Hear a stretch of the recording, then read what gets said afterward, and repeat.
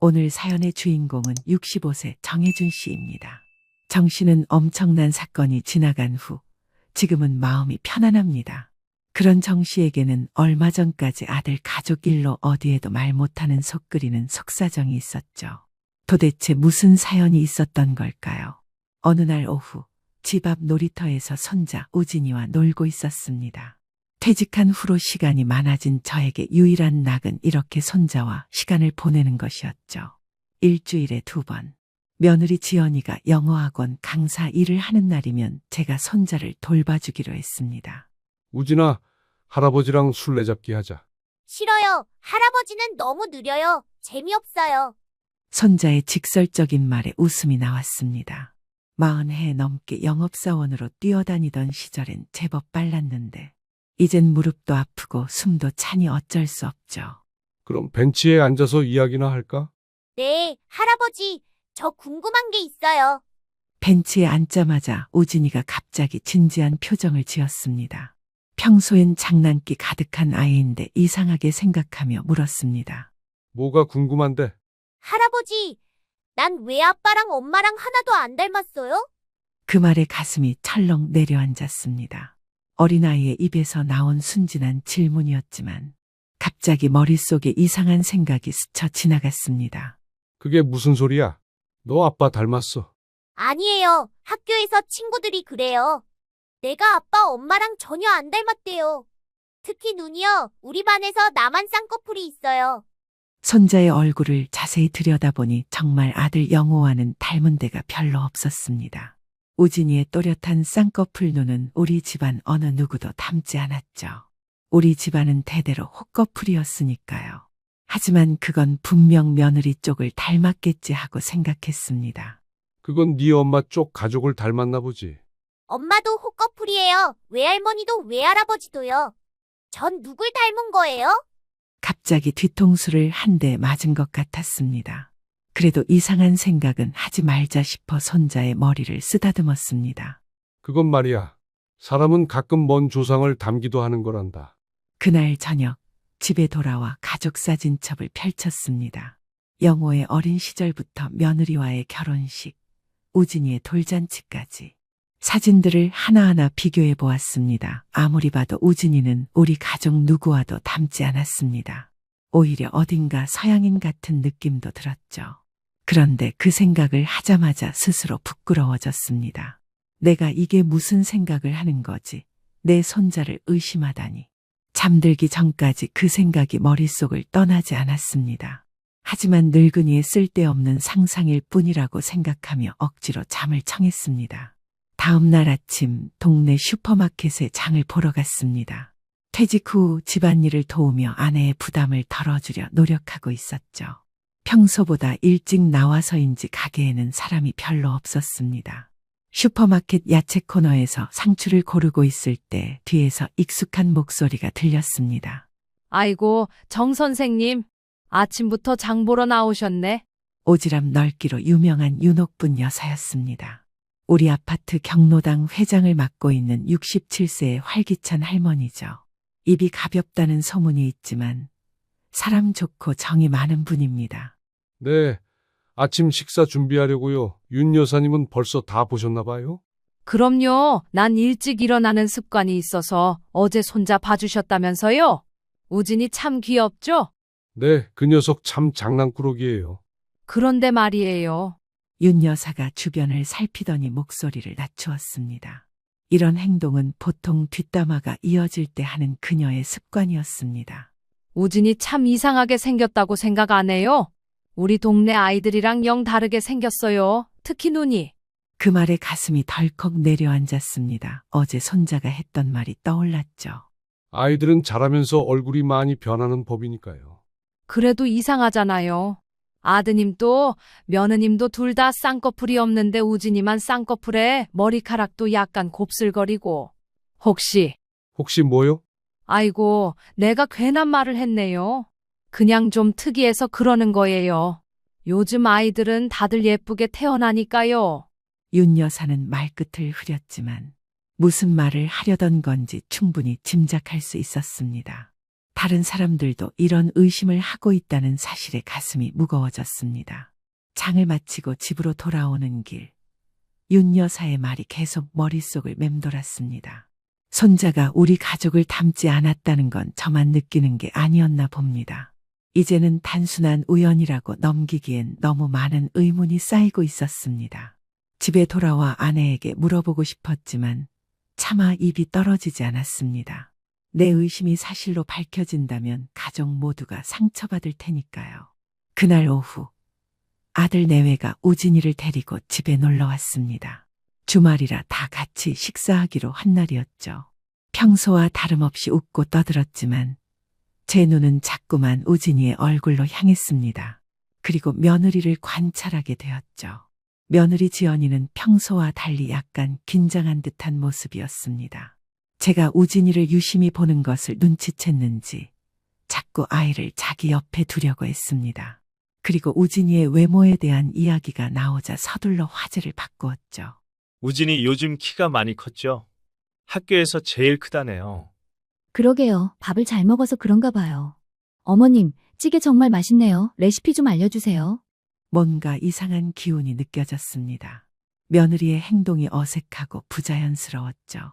그날 밤 아들 내외와 손자가 돌아간 후 잠을 이루지 못했습니다.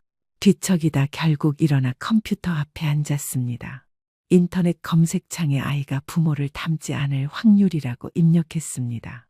여러 유전학 정보들이 나왔지만 결국 제가 알고 싶은 건 다른 것이었죠. 용기를 내어 친자 확인 검사를 검색했습니다. 다양한 검사 방법과 비용, 정확도에 대한 정보가 쏟아져 나왔습니다. 이런 검색을 하는 제 자신이 부끄러웠지만 한 번 생긴 의심은 쉽게 가라앉지 않았습니다. 다음 날은 일요일이었습니다. 아침 일찍 일어나 산책을 나갔습니다. 머릿속이 복잡해 신선한 공기를 마시며 생각을 정리하고 싶었죠. 공원 벤치에 앉아 지난 일들을 곰곰이 생각해 보았습니다. 아들 영호와 며느리 지연이가 결혼한 지 8년이 되었습니다. 처음에는 아이가 없어 걱정했는데 결혼 2년 만에 우진이가 태어났죠. 그런데 지금 생각해보니 그 무렵 뭔가 이상한 점이 있었습니다. 우진이가 태어나기 직전 며느리는 친정에 2달 가까이 머물렀습니다. 당시엔 출산 준비를 위해 친정어머니의 도움이 필요하다고 했죠. 아들도 일이 바빠 주말에만 며느리를 만나러 갔었습니다. 그리고 출산 직후에도 우리에게 병원에 오지 말라고 했었죠. 산모가 쉬어야 한다며. 그때는 그저 젊은 부부의 사생활을 존중해준다는 생각으로 넘어갔지만 지금 생각하면 뭔가 숨기려 했던 건 아닐까 의심이 들었습니다. 공원에서 돌아오는 길, 우연히 아들 영호를 마주쳤습니다. 아침 조깅을 하고 있었나 봅니다. 아버지, 아침부터 어디 가셨어요? 산책 좀 했어. 너는? 저도 운동 좀 하려고요. 어제 잘 들어가셨죠? 그래. 근데 영호야, 우진이 낳을 때 생각나냐?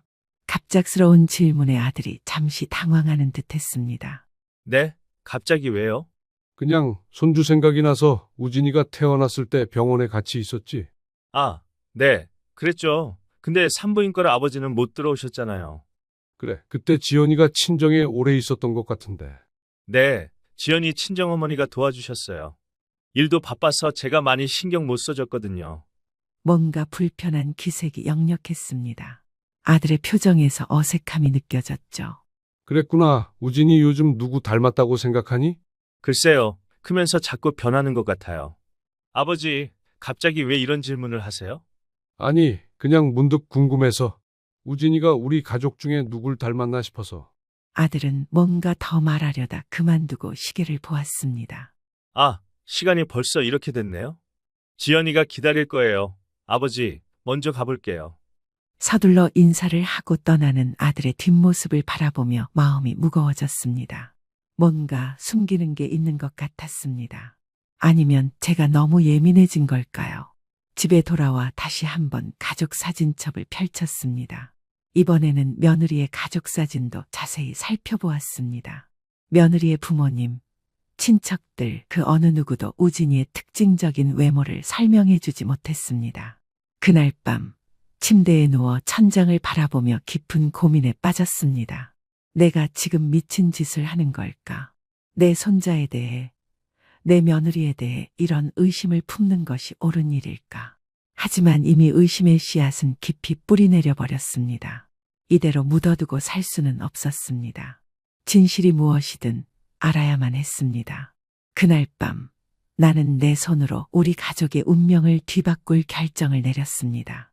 결정을 내린 다음 날 아침 컴퓨터 앞에 다시 앉았습니다. 이번에는 더 구체적으로 친자 확인 검사 방법을 검색했습니다. 여러 정보가 쏟아져 나왔고 그중에서 비공개 친자 검사라는 게 눈에 띄었습니다. 법적 효력은 없지만 개인적인 확인용으로 사용할 수 있는 검사였죠. 손가락이 떨리는 것을 느끼며 검사 키트를 파는 사이트에 들어갔습니. 가격은 30만 원 정도였습니다. 평생 영업사원으로 일하며 모아둔 돈이 있었지만 이런 데 쓰게 될 줄은 몰랐죠. 주문 버튼 위에서 손가락이 망설였습니다. 내가 지금 무슨 짓을 하는 거지? 자책감이 밀려왔습니다. 평생 믿어온 아들과 며느리를 의심하고 있다는 사실이 괴로웠습니다. 하지만 이대로 의심을 품고 살 수는 없었습니다. 확실한 진실을 알아야만 했죠. 결국 주문 버튼을 눌렀습니다. 이틀 후 배송된다는 메시지가 떴습니다. 주문 내역을 지우고 컴퓨터를 끄며 무거운 한숨을 내쉬었습니다. 부엌에서 아내가 설거지하는 소리가 들렸습니다. 아내에게 이 일을 말해야 할까 고민했지만 아직은 아니라고 생각했습니다. 확실한 증거도 없이 의심만으로 아내까지 괴롭히고 싶지 않았습니다. 여보, 나 잠깐 마트 다녀올게. 뭐 사려고? 내가 다 샀는데? 그냥 담배 좀 사려고. 당신 담배 끊은 지 3년이나 됐잖아. 아, 그게 친구 만나기로 해서. 거짓말이 서툴러 말을 더듬었습니다. 평생 정직하게 살아온 사람이 갑자기 거짓말을 하려니 얼굴까지 붉어졌습니다. 또 무슨 일 있어? 요즘 이상하게 행동하네. 아니야, 그냥 좀 나가서 바람 쐬고 싶어서. 집을 나와 동네를 한참 걸었습니다. 머릿속이 복잡했습니다. 이틀 후면 키트가 도착할 텐데 어떻게 아들과 손자의 DNA 샘플을 채취할지 고민이 되었습니다. 모르게 해야 하니 더 어려웠죠. 공원 벤치에 앉아 생각에 잠겼을 때 갑자기 누군가 어깨를 두드렸습니다. 정 선생님, 혼자 뭐해요? 우울해 보이네. 놀라서 돌아보니 윤 여사였습니다.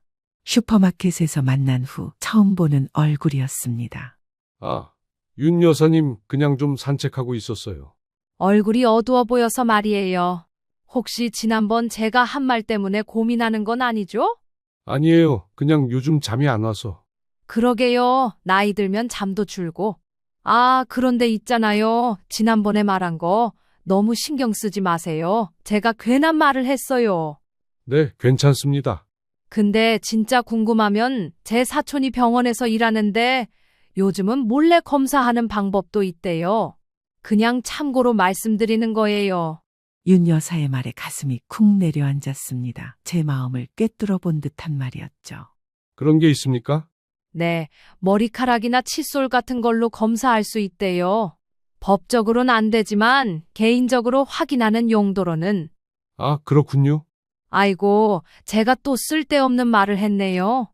그냥 텔레비전에서 봤던 얘기예요. 신경 쓰지 마세요. 윤 여사는 어색한 웃음을 지으며 자리를 떴습니다. 하지만 그녀의 말은 제게 도움이 되었습니다. 이미 주문한 키트를 어떻게 활용할지 감이 잡혔거든요. 이틀 후 택배가 도착했습니다. 다행히 아내는 친구들과 점심 약속이 있어 집에 없었습니다. 상자를 열어보니 설명서와 함께 면봉, 밀봉 봉투, 반송용 봉투가 들어있었습니다.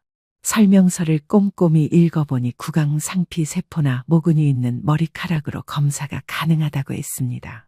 손이 떨리는 것을 진정시키며 검사 키트를 침실 서랍 깊숙이 숨겼습니다.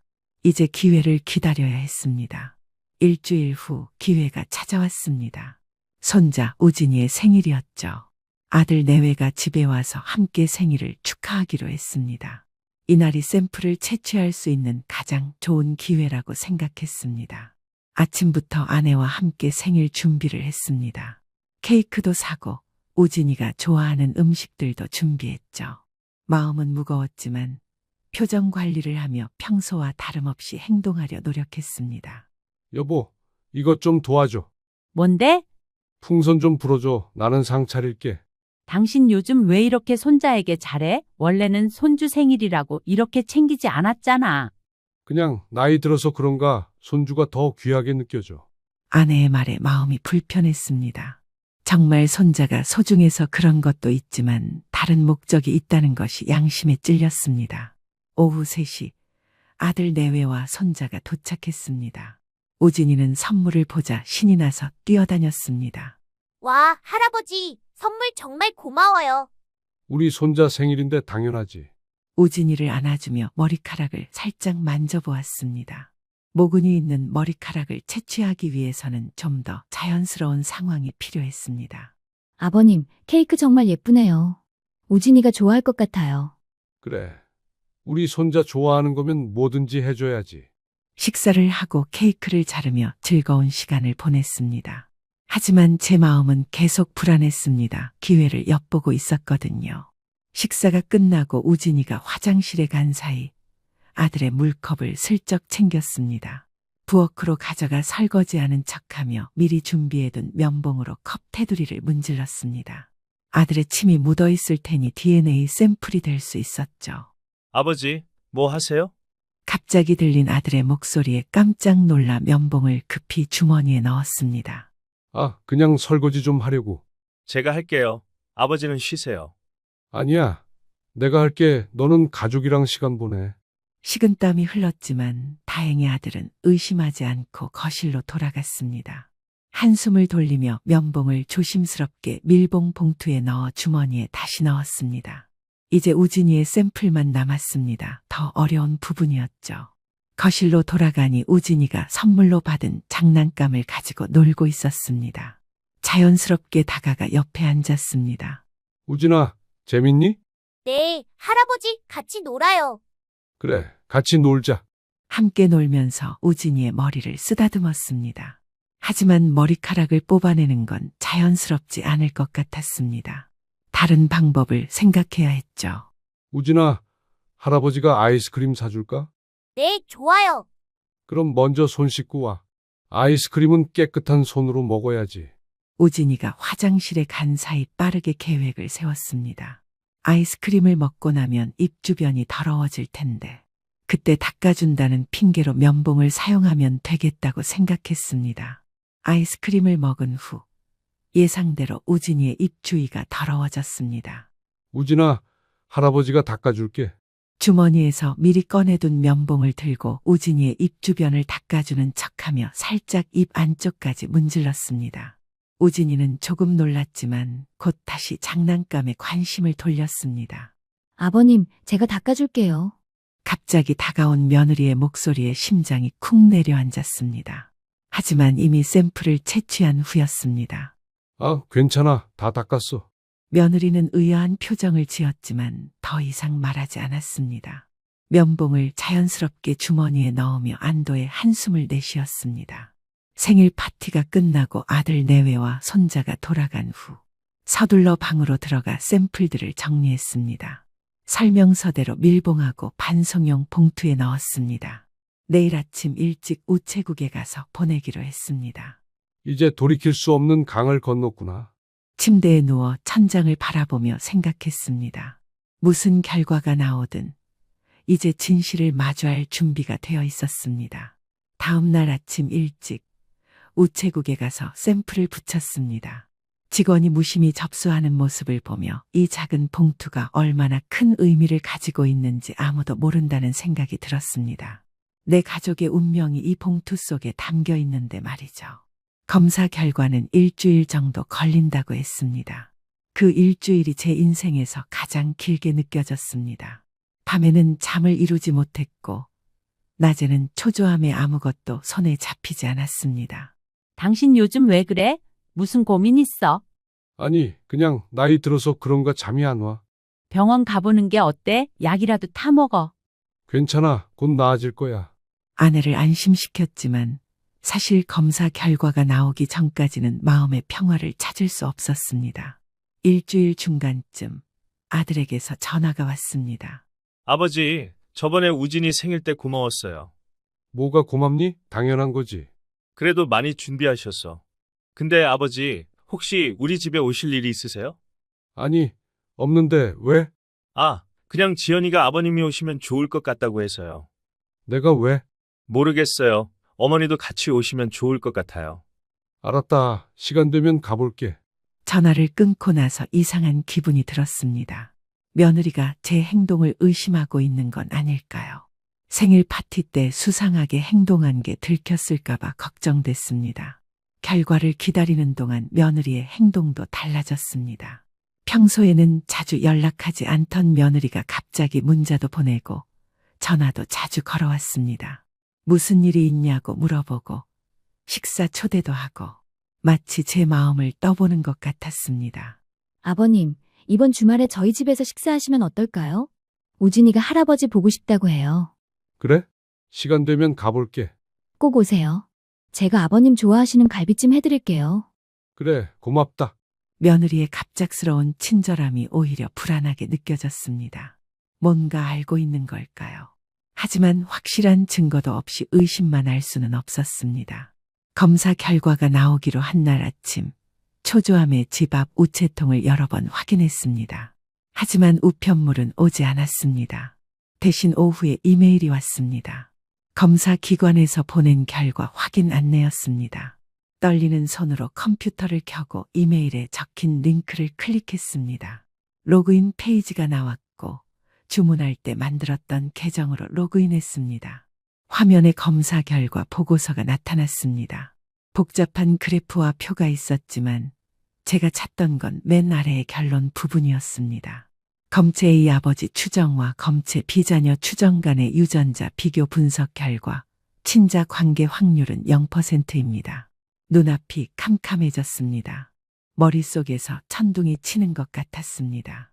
숨이 막혀 창문을 열고 신선한 공기를 들이마셨지만 가슴 속 무거움은 가시지 않았습니다. 역시 그랬구나. 의심이 사실로 확인된 순간이었습니다. 모니터를 노려보며 여러 번 결과를 읽었지만 글자는 변하지 않았습니다. 0% 친자 관계가 전혀 없다는 뜻이었습니다. 보고서를 프린트하고 손이 떨리는 것을 진정시키려 깊게 숨을 들이마셨습니다. 이제 무엇을 해야 할지 생각해야 했습니다. 아들에게 이 사실을 어떻게 알려야 할까요? 아니면 모르는 척하고 살아야 할까요? 머릿속이 복잡한 가운데 갑자기 휴대폰이 울렸습니다. 화면을 보니 아들이었습니다. 아버지, 이번 주말에 꼭 저희 집에 오세요. 중요한 얘기가 있어요. 무슨 일인데? 만나서 말씀드릴게요. 어머니도 같이 오세요. 알았다. 전화를 끊고 생각에 잠겼습니다. 이미 알고 있는 걸까요? 아니면 우연의 일치일까요? 어쨌든 이번 주말이 진실을 밝힐 기회가 될 것 같았습니다. 드디어 검사 결과가 도착했습니다. 봉투를 여는 순간 내 인생이 영원히 바뀌리라는 것을 알았습니다. 검사 결과를 받은 다음 날 아침 밤새 잠을 이루지 못했습니다. 아내는 제 상태를 이상하게 여겼지만 아직은 말할 수 없었습니다. 확실한 증거를 가지고 있었지만 어떻게 이 폭탄 같은 사실을 가족에게 알려야 할지 막막했습니다. 여보, 밥 먹어. 오늘도 안 먹을 거야? 입맛이 없어. 당신 요즘 정말 이상해. 병원 가보자니까 내가 예약해 줄게. 괜찮다니까 그냥 좀 피곤해서 그래. 집 안에 있으면 더 답답할 것 같아 밖으로 나왔습니다. 아들에게 전화를 걸었지만 통화 중이었습니다. 아마 회사 일로 바쁜 모양이었죠. 대신 문자를 보냈습니다. 영호야, 오늘 저녁에 시간 되면 좀 만나자. 중요한 얘기가 있어. 곧바로 답장이 왔습니다. 아버지, 오늘은 회사 일이 많아요. 주말에 뵐게요. 지난번에 말씀드린 대로 저희 집에 오시면 됩니다. 주말까지 기다릴 수 없었습니다. 가슴 속에 묵직한 돌덩이를 안고 있는 기분이었습니다. 다시 문자를 보냈습니다. 아니, 꼭 오늘 봐야겠다. 저녁에 너희 집으로 갈게. 한참 후에야 답장이 왔습니다. 네, 그러세요. 저녁 7시쯤 오세요. 어머니는요? 어머니는 두고 나 혼자 갈게. 아내에게는 아직 말하고 싶지 않았습니다. 이 일이 어떻게 풀릴지 모르는 상황에서 아내까지 상처받게 하고 싶지 않았습니다. 저녁이 되자 아내에게 아들 집에 잠깐 다녀온다고 말하고 집을 나섰습니다. 가는 길 내내 마음이 무거웠습니다. 어떻게 말을 꺼내야 할지, 아들이 어떤 반응을 보일지 걱정됐습니다. 아들의 아파트에 도착했을 때 심장이 미친 듯이 뛰었습니다. 손에 쥔 검사 결과지가 땀에 젖을 것 같았습니다. 몇 번이나 초인종을 누르려다 망설였지만 결국 용기를 내어 눌렀습니다. 문을 연 것은 며느리였습니다. 표정이 어색했습니다. 아버님, 어서 오세요. 응, 영호는? 안에 있어요. 들어오세요. 거실에 들어서자 아들이 소파에 앉아 있었습니다. 우진이는 보이지 않았습니다. 아버지, 어서 오세요. 우진이는 친구 집에 놀러 갔어요. 그래? 잘 됐다. 우리끼리 할 얘기가 있어. 소파에 앉아 잠시 침묵이 흘렀습니다. 어떻게 말을 시작해야 할지 몰라 망설이고 있는데 아들이 먼저 입을 열었습니다. 아버지, 무슨 일 있으세요? 요즘 많이 힘들어 보이시던데. 영호야, 내가 할 말이 있어. 아주 중요한 일인데. 가방에서 프린트한 검사 결과지를 꺼냈습니다. 손이 떨려 종이가 바스락거렸습니다. 이거 한번 봐. 아들이 의아한 표정으로 종이를 받아들었습니다. 처음에는 무슨 내용인지 이해하지 못하는 듯했지만 곧 얼굴색이 변했습니다. 이게 뭐예요? 친자 확인 검사 결과야. 우진이 네 친아들이 아니다. 아들의 얼굴이 창백하게 변했습니다. 손에 든 종이를 떨어뜨릴 듯 부들부들 떨고 있었습니다. 며느리는 그 자리에 얼어붙은 듯 서 있었습니다. 무슨 말도 안 돼요. 이게 무슨 장난이에요? 장난이 아니야. 나도 믿기 힘들었다. 하지만 이건 사실이야. 어떻게 이런 검사를 했어요? 누가 허락했어요? 미안하다. 몰래 했어. 우진이가 너희와 닮지 않은 걸 보고 의심이 들었어. 아들은 고개를 젓더니 벌떡 일어나 방으로 들어갔습니다. 얼마 후 손에 뭔가를 들고 나왔습니다. 우진이의 아기 때 사진이었습니다. 말도 안 돼요. 우진이는 제 아들이에요. 이건 조작이에요. 며느리는 여전히 말이 없었습니다. 창백한 얼굴로 바닥만 내려다보고 있었습니다. 영호야, 냉정하게 생각해봐. 우진이가 너나 지연이를 닮았니? 우리 집안 어느 누구도 쌍꺼풀이 없었어. 어째서 우진이만. 아버지, 그만하세요. 어떻게 이런 짓을. 아들의 목소리가 떨리고 있었습니다.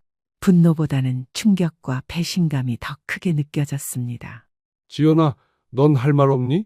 며느리가 마침내 고개를 들었습니다. 눈에는 눈물이 고여 있었습니다. 아버님, 지연아, 이게 무슨 소리야?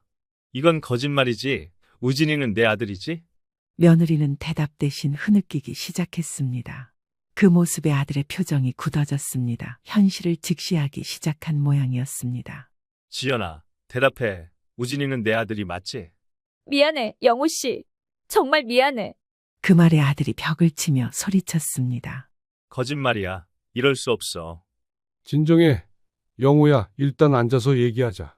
아들은 마치 다리에 힘이 빠진 듯 소파에 주저앉았습니다. 눈빛이 공허했습니다. 누구야? 누구예요? 그건 중요하지 않아. 우리가 정말 사랑하는 우리 아들인 건 변함없어. 중요하지 않다고? 내가 7년 동안 내 아들이라고 키웠는데 갑자기 남의 아이라고? 대체 어떻게 된 거야? 말해. 이제 아들의 분노가 폭발하기 시작했습니다. 눈에 핏발이 서고 목소리가 떨렸습니다. 결혼 직전에 실수였어. 실수? 이게 어떻게 실수야? 결혼식 전에 다른 남자랑 그때 우리 잠시 헤어졌잖아. 너 미국 출장 갔을 때. 고작 2주였어. 그 사이에 다른 남자를 만나서 임신을 했다고? 며느리의 눈물이 더 거세게 흘러내렸습니다. 아들은 이제 완전히 분노에 휩싸였습니다. 거실에는 무거운 침묵이 내려앉았습니다. 아들은 소파에 머리를 묻고 아무 말도 하지 않았습니다. 며느리는 구석에서 울고 있었고 저는 그 사이에서 어찌할 바를 몰랐습니다. 지연아, 그 사람이 누구야? 우진이의 친아버지가 누구지? 말씀드릴 수 없어요. 말해. 누구냐고. 회사 선배예요. 그때 잠깐 만났었어. 하지만 그 사람은 결혼한 사람이었어. 뭐, 유부남이라고? 그 말에 아들의 얼굴이 일그러졌습니다. 단순한 바람이 아니라 불륜이었다는 사실이 더 큰 충격으로 다가온 모양이었습니다. 그 사람은 우진이가 자기 아들인 걸 알아? 아니요, 저는 임신 사실을 숨겼어요. 영호 출장에서 돌아오고 화해했을 때 그냥 영호의 아이라고 생각했어요. 내가 미쳤지. 네가 임신했다고 했을 때 너무 기뻐서 아무것도 의심하지 않았어. 네가 그런 여자인 줄 몰랐어. 영호야, 제발. 나도 잘못했지만 우리 우진이는 관계없잖아. 우리 아들이야. 더 이상 내 아들이 아니야? 그 남자의 아들이지. 제발, 우리 가족이잖아. 지금까지 잘 살아왔잖아. 거짓말 위에 세워진 가족이야. 이제 끝이야. 아들이 갑자기 일어나 현관으로 향했습니다. 방으로 들어가 가방을 꺼내더니 옷을 몇 벌 집어넣기 시작했습니다. 영호야, 어디 가려고 그래? 제발 가지 마. 더 이상 못 참아. 내가 나갈게. 그럼 우진이는 어떻게 해? 지금 당장 돌아올 건데. 네가 알아서 해. 네 아이 아니냐. 영호야, 이러지 마. 우리 다시 시작하면 돼. 다시? 어떻게? 매일 우진이 얼굴 볼 때마다 네 배신이 생각날 텐데. 저는 아들의 손을 잡았습니다. 영호야, 진정해. 일단 우리 집에 가자. 거기서 생각할 시간을 가져. 아들은 잠시 생각하더니 고개를 끄덕였습니다. 며느리는 울며 매달렸지만 아들은 냉정하게 뿌리쳤습니다. 제발 가지 마. 당신 없인 못 살아. 이혼하자. 변호사 연락할게. 안 돼. 우리 우진이 생각해봐. 아들은 더 이상 말을 듣지 않고 가방을 들고 나갔습니다. 저도 뒤따라 나가려는데 며느리가 제 팔을 붙잡았습니다. 아버님, 어떻게 이럴 수 있어요? 왜 이런 일을 벌이신 거예요? 네가 저지른 일이야. 내 아들을 속이고 인생을 망친 건 너야. 이러시면 안 돼요. 우진이는 어떻게 해요? 그 아이 인생도 생각해 보셨어요? 네가 생각했어야지. 시작부터 거짓말이었잖아. 며느리의 표정이 갑자기 변했습니다. 슬픔에서 분노로 바뀌었습니다. 이렇게 되면 가만히 안 있을 거예요. 이혼하면 재산 절반은 제 몫이에요. 법대로 하자고요. 법대로. 그래, 법대로 하자. 네가 얼마나 더 가져갈 수 있는지 보자. 현관문을 나서면서 뒤에서 며느리의 울부짖는 소리가 들렸습니다. 하지만 이미 돌이킬 수 없는 강을 건넌 후였습니다. 진실은 폭발했고 모든 것이 산산조각 났습니다. 아들을 데리고 집으로 향하는 차 안에서 아들은 창밖만 바라보며 한마디도 하지 않았습니다. 눈물이 말라 공허해진 눈빛이 마음을 아프게 했습니다. 미안하다. 영호야, 하지만 알아야 했어. 아들의 인생이 무너진 것 같아 가슴이 찢어졌습니다. 하지만 진실을 알고 새로 시작하는 것이 거짓 속에 사는 것보다는 나을 거라고 스스로를 위로했습니다. 그날 밤 아들은 제 집 손님방에서 잤습니다. 아내에게는 간단히 상황을 설명했고 아내도 충격에 빠졌지만 아들을 위로해주기 위해 노력했습니다. 그녀는 울부짖으며 외쳤습니다. 이혼해도 너희 재산 절반은 내 거야. 법대로 하자고요. 법대로. 진실이 폭발한 다음 날 아침 아들 영호는 여전히 충격에서 벗어나지 못한 상태였습니다. 아침 식사도 거의 하지 못하고 거실 소파에 멍하니 앉아 있었습니다. 눈은 붉어져 있었고 수염도 제대로 깎지 않았습니다. 평소에 단정하고 성실한 모습은 온데간데 없었죠. 영호야, 밥 먹어야지.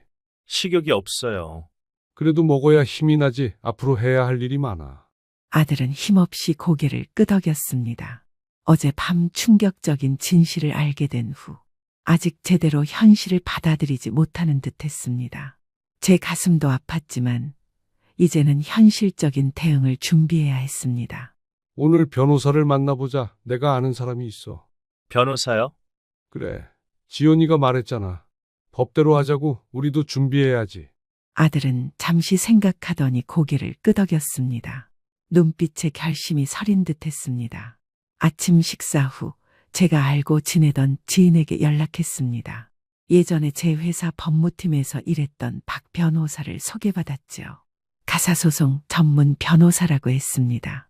오전 중에 약속을 잡아 아들과 함께 변호사 사무실을 찾았습니다. 박이슬 변호사는 40대 초반의 단정한 여성이었습니다. 냉철하면서도 따뜻한 인상을 주는 사람이었습니다. 사무실에 들어서자 친절하게 맞아주었습니다. 정혜준 선생님이시죠? 오늘 어떤 일로 오셨나요? 제 아들의 이혼 문제로 상담하러 왔습니다. 네, 자세한 말씀 부탁드립니다. 저는 처음부터 끝까지 모든 상황을 설명했습니다. 손자에 대한 의심부터 시작해 친자 검사 결과, 그리고 어제 있었던 진실 폭로까지 말하는 내내 아들은 고개를 숙이고 있었습니다. 상황을 이해했습니다. 정말 힘드셨겠네요. 특히 정영호님은요. 어떻게 해야 할지 모르겠어요. 아내가 재산 절반을 가져가겠다고 했는데 걱정 마세요. 이런 경우 혼인 파탄의 책임이 명백하게 상대방에게 있으면 재산 분할에서 유리한 위치를 점할 수 있습니다. 게다가 친자가 아닌 점도 중요한 요소가 됩니다. 그럼 어떻게 진행해야 합니까? 우선 이혼 소송을 제기하고 동시에 혼인 취소 소송도 고려해 볼 필요가 있습니다. 혼인의 본질적 요소에 대한 기망이 있었기 때문이죠. 혼인 취소요? 네, 일반 이혼과 달리 혼인 자체를 무효로 만드는 겁니다. 이럴 경우 재산 분할 청구권도 제한될 수 있어요. 아들의 얼굴에 처음으로 희망의 빛이 스쳤습니다. 변호사의 말에 의지할 곳이 생긴 듯 했습니다. 다만 더 확실한 증거가 필요합니다. 친자 검사 결과만으로는 부족할 수 있어요. 법적 효력이 있는 검사를 다시 해야 하고 서지연 씨의 과거 행적이나 금융거래 내역 같은 자료도 필요합니다. 제가 어떻게 해야 하죠? 우선 법원에 친자관계 부존재 확인 소송을 제기하고 금융거래 내역을 조회할 수 있는 법원 명령을 신청하겠습니다. 그리고 혼인 전후의 상황을 정리한 진술서도 준비해 주세요. 변호사와의 상담이 끝나고 나오면서 아들의 얼굴에는 조금씩 생기가 돌아오고 있었습니다. 이제 어떻게 대응해야 할지 길이 보이기 시작한 것 같았습니다. 어때? 조금 마음이 놓이니? 네, 이제 뭘 해야 할지 조금은 알겠어요. 그래, 우리 함께 이겨내자. 아들과 함께 집으로 돌아오는 길, 마음은 무거웠지만 결심은 확고했습니다. 이제 법적 싸움이 시작된 것입니다. 변호사 상담 이후 일주일이 지났습니다. 그동안 아들은 회사에 휴가를 내고 집에서 머물렀습니다. 며느리 지연이에게서는 연락이 몇 번 왔지만 아들은 변호사의 조언대로 최소한의 대화만 나눴습니다. 우진이는 몇 번 전화가 왔는데 아들은 그때만큼은 무너져 내렸습니다. 자신의 아들이 아니라는 사실을 알면서도 7년간 키운 정은 쉽게 버릴 수 없는 것이었죠. 그날 오후 박 변호사에게서 연락이 왔습니다. 급한 일이 있으니 사무실로 와달라는 것이었습니다. 무슨 일이지?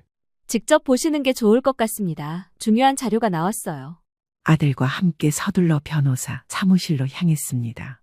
도착하자 박 변호사는 테이블 위에 두꺼운 서류 뭉치를 펼쳐놓았습니다. 법원의 금융거래 정보 제출 명령으로 서지연 씨의 계좌 내역을 확보했습니다. 살펴보니 매우 충격적인 내용이 있어요. 어떤 내용인가요? 서지연 씨가 매달 일정액을 특정 계좌로 송금해왔습니다. 지난 7년간 꾸준히요. 그게 무슨 의미가 있나요? 그 계좌의 주인이 이준석이라는 사람인데 조사해보니 서지연 씨의 회사 선배로 현재 유부남입니다. 아마도 우진이의 친부? 그렇게 추정됩니다. 더 놀라운 것은 송금 액수와 주기입니다. 거의 양육비 형태로 보여요. 아들의 얼굴이 창백해졌습니다. 단순히 과거의 실수가 아니라 계속해서 관계를 유지해왔다는 의미였으니까요.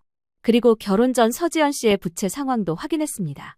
결혼 직전에 상당한 금액의 대출이 있었는데 결혼 후 갑자기 상환되었어요.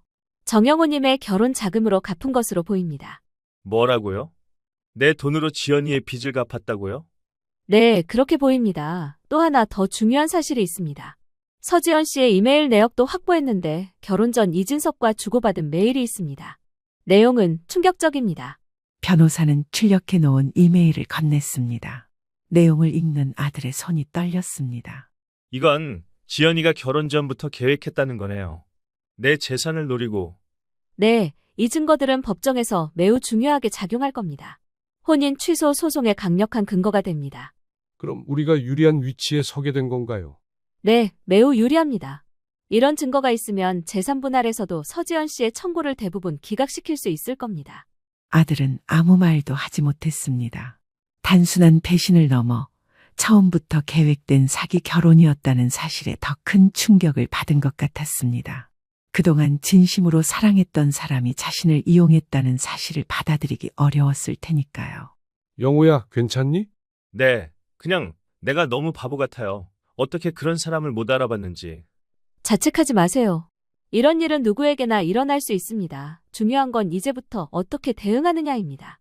변호사는 이제 소송을 본격적으로 준비하자고 했습니다. 혼인 취소 소송과 함께 위자료 청구도 가능하다고 했습니다. 단순히 재산을 지키는 것을 넘어 정당한 보상을 받을 수 있다는 것이었습니다. 이제 곧 첫 변론기일이 잡힐 겁니다. 그때 이 모든 증거를 제출하겠습니다. 사무실을 나오면서 아들의 표정은 복잡했습니다. 분노와 상실감 그리고 미래에 대한 두려움이 뒤섞여 있었습니다. 힘내. 영호야, 이제 진실이 밝혀졌잖아.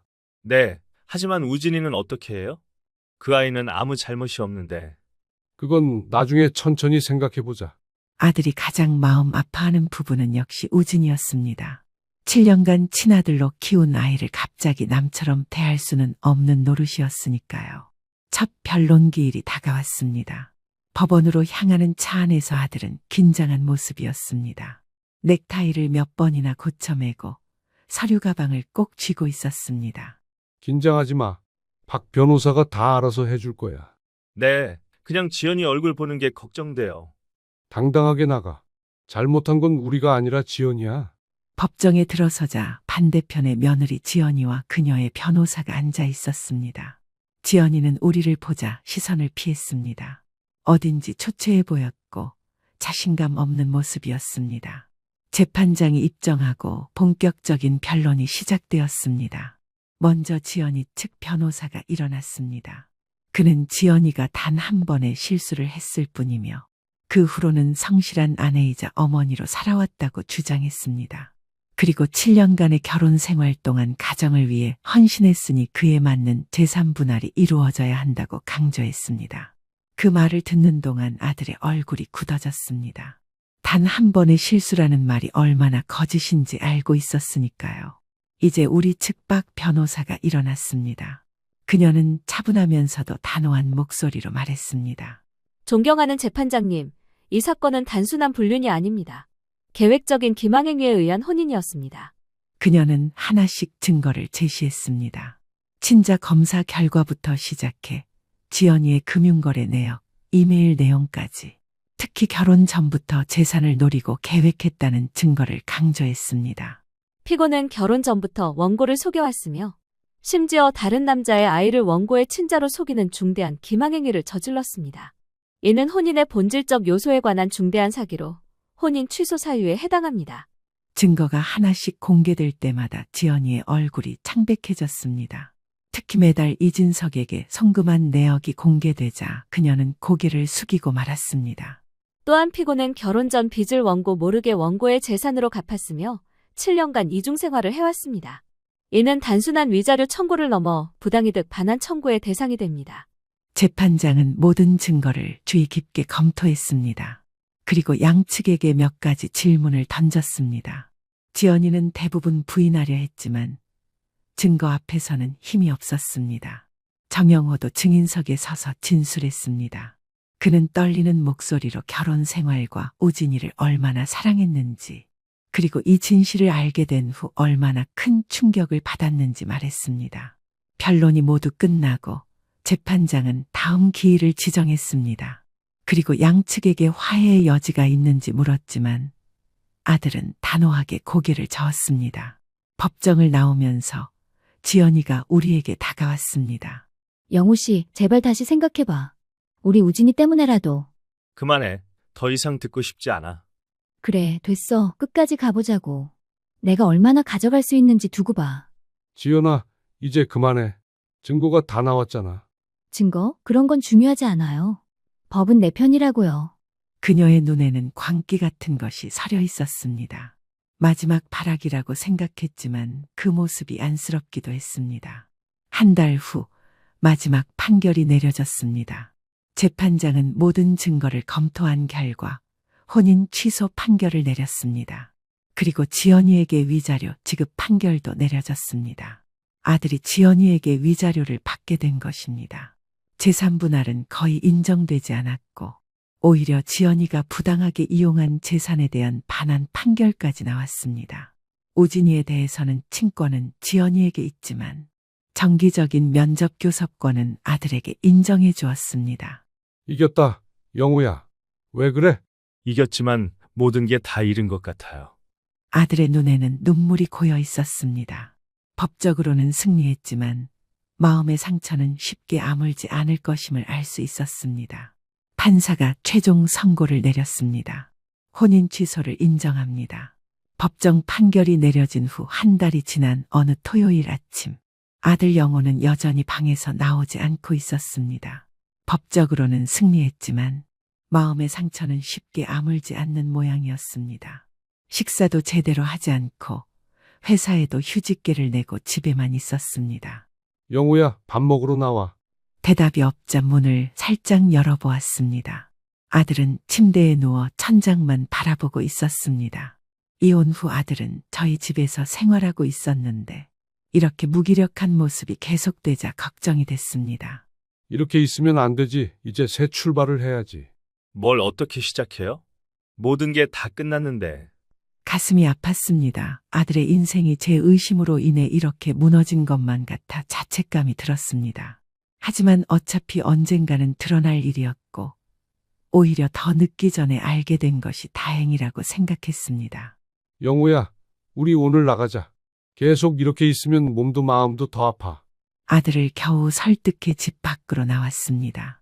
가까운 산책로를 따라 천천히 걸었습니다. 봄이 오고 있었고 여기저기 새싹이 돋아나고 있었습니다. 보이지? 겨울이 가고 봄이 오고 있어. 네 인생도 마찬가지야. 지금은 힘들지만 곧 새로운 시작이 올 거야. 아버지, 저 이제 어떻게 살아야 할지 모르겠어요. 우진이 생각만 하면. 그래, 우진이 때문에 더 힘들지? 하지만 내가 7년간 정성껏 키웠잖아. 그 사랑이 거짓이었을까? 영호의 눈에 눈물이 고였습니다. 법원의 판결로 면접 교섭권은 인정받았지만 아직 우진이를 만나러 가지 않았습니다. 어떻게 해야 할지 몰라 미루고 있는 듯했습니다. 우진이를 만나볼 생각은 없니? 어떻게 만나야 할지 모르겠어요. 뭐라고 말해야 할지. 아직 어린아이니까 모든 걸 이해하긴 어려울 거야. 하지만 네가 그 아이를 사랑한다면 그걸 표현해 주는 게 맞지 않을까? 그 말에 아들은 깊이 생각에 잠겼습니다. 산책을 마치고 돌아오는 길에 아들의 표정이 조금 밝아진 것을 느꼈습니다. 작은 변화였지만 회복의 첫걸음이 시작된 것 같았습니다. 산책 이후 일주일이 지난 주말, 아들이 아침 일찍 일어나 양복을 입고 있었습니다. 오랜만에 보는 단정한 모습이었습니다. 어디 가려고? 우진이 보러 가요. 오늘 면접 교섭일이에요. 놀라면서도 기뻤습니다. 아들이 드디어 마음을 정했나 봅니다. 그리고 오후에는 옛집에 가서 물건들을 정리하려고요. 이제 그 집은 정리해야 할 것 같아요. 법원 판결 후 아파트는 아들의 소유로 남게 되었지만 아들은 그곳에 다시 살고 싶어 하지 않았습니다. 판매하기 전에 개인 물건들을 정리해야 했습니다. 내가 같이 갈까? 네, 도와주시면 좋겠어요. 그날 오후 아들은 우진이를 만나고 돌아왔습니다. 생각보다 표정이 밝았습니다. 우진이가 저를 보자마자 달려와서 안기더라고요. 아빠 보고 싶었어요라고. 역시 그렇지. 피보다 진한 게 정이라고 하잖아. 그동안 제가 너무 생각이 짧았어요. 우진이는 제가 키운 아이인데 그냥 법적인 관계만으로 판단하려 했던 거죠. 함께 옛집으로 향했습니다. 문을 열자 낯익은 공간이 나타났지만 이제는 차갑고 텅 빈 느낌이었습니다. 지연이는 이미 자신의 물건을 모두 가져간 상태였습니다. 여기서 행복했던 시간도 있었는데 침실에서는 옷가지와 개인 물품들을 정리했고 거실에서는 사진과 장식품들을 상자에 담았습니다. 결혼 사진을 보며 아들이 잠시 멈췄습니다. 정말 행복하게 살 줄 알았어요. 인생은 그렇게 계획대로 되지 않는 거야. 하지만 그 속에서도 의미를 찾는 게 중요해. 사진첩을 정리하다 우진이의 아기 때 사진이 나왔습니다. 아들은 한참을 바라보더니 그 사진들을 따로 모아 상자에 넣었습니다. 이건 버리지 않을 거예요. 우진이에게 언젠가 줄 거예요. 그 말에 가슴이 뭉클했습니다. 아들이 조금씩 현실을 받아들이고 앞으로 나아가려는 모습이 보였습니다. 아파트 정리가 끝나고 6개월이 지난 어느 가을날, 아들은 새 직장에서 일을 시작했습니다. 예전 회사를 그만두고 새로운 분야에 도전한 것입니다. 또한 작은 원룸을 구해 독립도 했습니다. 물론 주말에는 종종 저희 집에 와서 함께 시간을 보내곤 했습니다. 그날도 아들이 점심을 먹으러 왔습니다. 얼굴에 생기가 돌아 있었습니다. 아버지, 제가 다음 주에 우진이랑 놀이공원에 가기로 했어요. 그래? 잘 됐구나. 우진이가 할아버지도 같이 가자고 하던데 같이 가실래요? 깜짝 놀랐습니다. 그동안 저는 우진이를 만나지 않았습니다. 제 의심으로 시작된 일이라 아들과 우진이의 관계가 회복되는 과정에 끼어들고 싶지 않았거든요. 정말 나도 가도 될까? 네, 우진이가 할아버지 보고 싶대요. 지난번에 제가 할아버지 얘기를 했더니 가슴이 뭉클해졌습니다.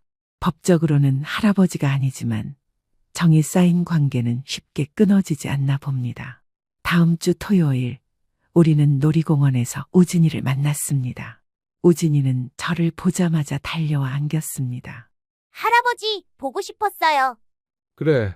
할아버지도 우진이 보고 싶었어. 함께 놀이기구를 타고 맛있는 것도 먹으며 즐거운 시간을 보냈습니다. 우진이는 여전히 장난기 많고 밝은 아이였습니다. 서지연은 멀리서 지켜보다가 인사만 하고 갔습니다. 놀이공원을 나오는 길에 우진이가 제 손을 꼭 잡았습니다. 할아버지, 다음에 또 같이 놀러 와요. 그래. 꼭 같이 놀자. 그날 저녁 아들과 함께 집으로 돌아오는 길에 말했습니다. 오늘 정말 행복했다. 네, 저도요. 처음에는 우진이를 어떻게 대해야 할지 몰랐는데 이제 알겠어요. 그냥 있는 그대로 사랑해주면 되는 거죠. 맞아. 인생은 생각보다 복잡하지만 결국 중요한 건 서로에 대한 진심이야. 아들은 잠시 생각에 잠기더니 말했습니다. 아버지, 그때 진실을 알려주셔서 감사해요. 처음에는 원망도 했지만 이제 보니 그게 옳은 일이었어요. 나도 처음에는 고민이 많았어. 하지만 거짓 위에 세워진 행복은 결국 무너질 수밖에 없으니까. 네, 이제 알겠어요. 새로 시작하는 게 두렵기도 하지만 적어도 진실 위에 서 있으니까 든든해요. 집에 도착해 현관문을 열면서 아들이 웃으며 말했습니다. 아버지, 다음 주에 회사 동료들과 저녁 약속이 있는데 한 분이 저를 소개받고 싶대요. 그래? 여자분이신가? 네, 아직은 그냥 만나보는 거니까 기대하지 마세요. 아들의 얼굴에 오랜만에 수줍은 미소가 번졌습니다. 새로운 시작의 기운이 느껴졌습니다. 인생은 때로 우리가 예상치 못한 방향으로 흘러갑니다. 처음에는 충격적이고 받아들이기 어려운 진실이었지만 그 진실을 통해 우리는 더 단단해졌습니다. 거짓 위에 세워진 행복보다 진실 위에 서 있는 비록 작지만 진짜 행복을 찾아가는 과정이 시작된 것입니다.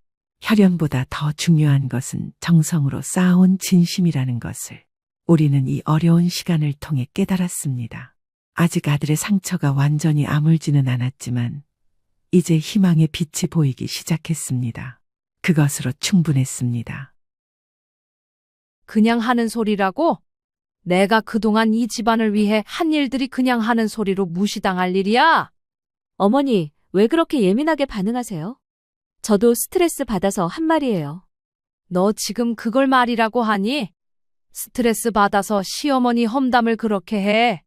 무슨 험담을 했다고 그러세요? 사람들이랑 말 좀 섞다 보면 그렇게 말할 수도 있는 거죠. 그리고 없는 말 지어낸 것도 아니고요. 뭐라고? 아니, 그렇잖아요.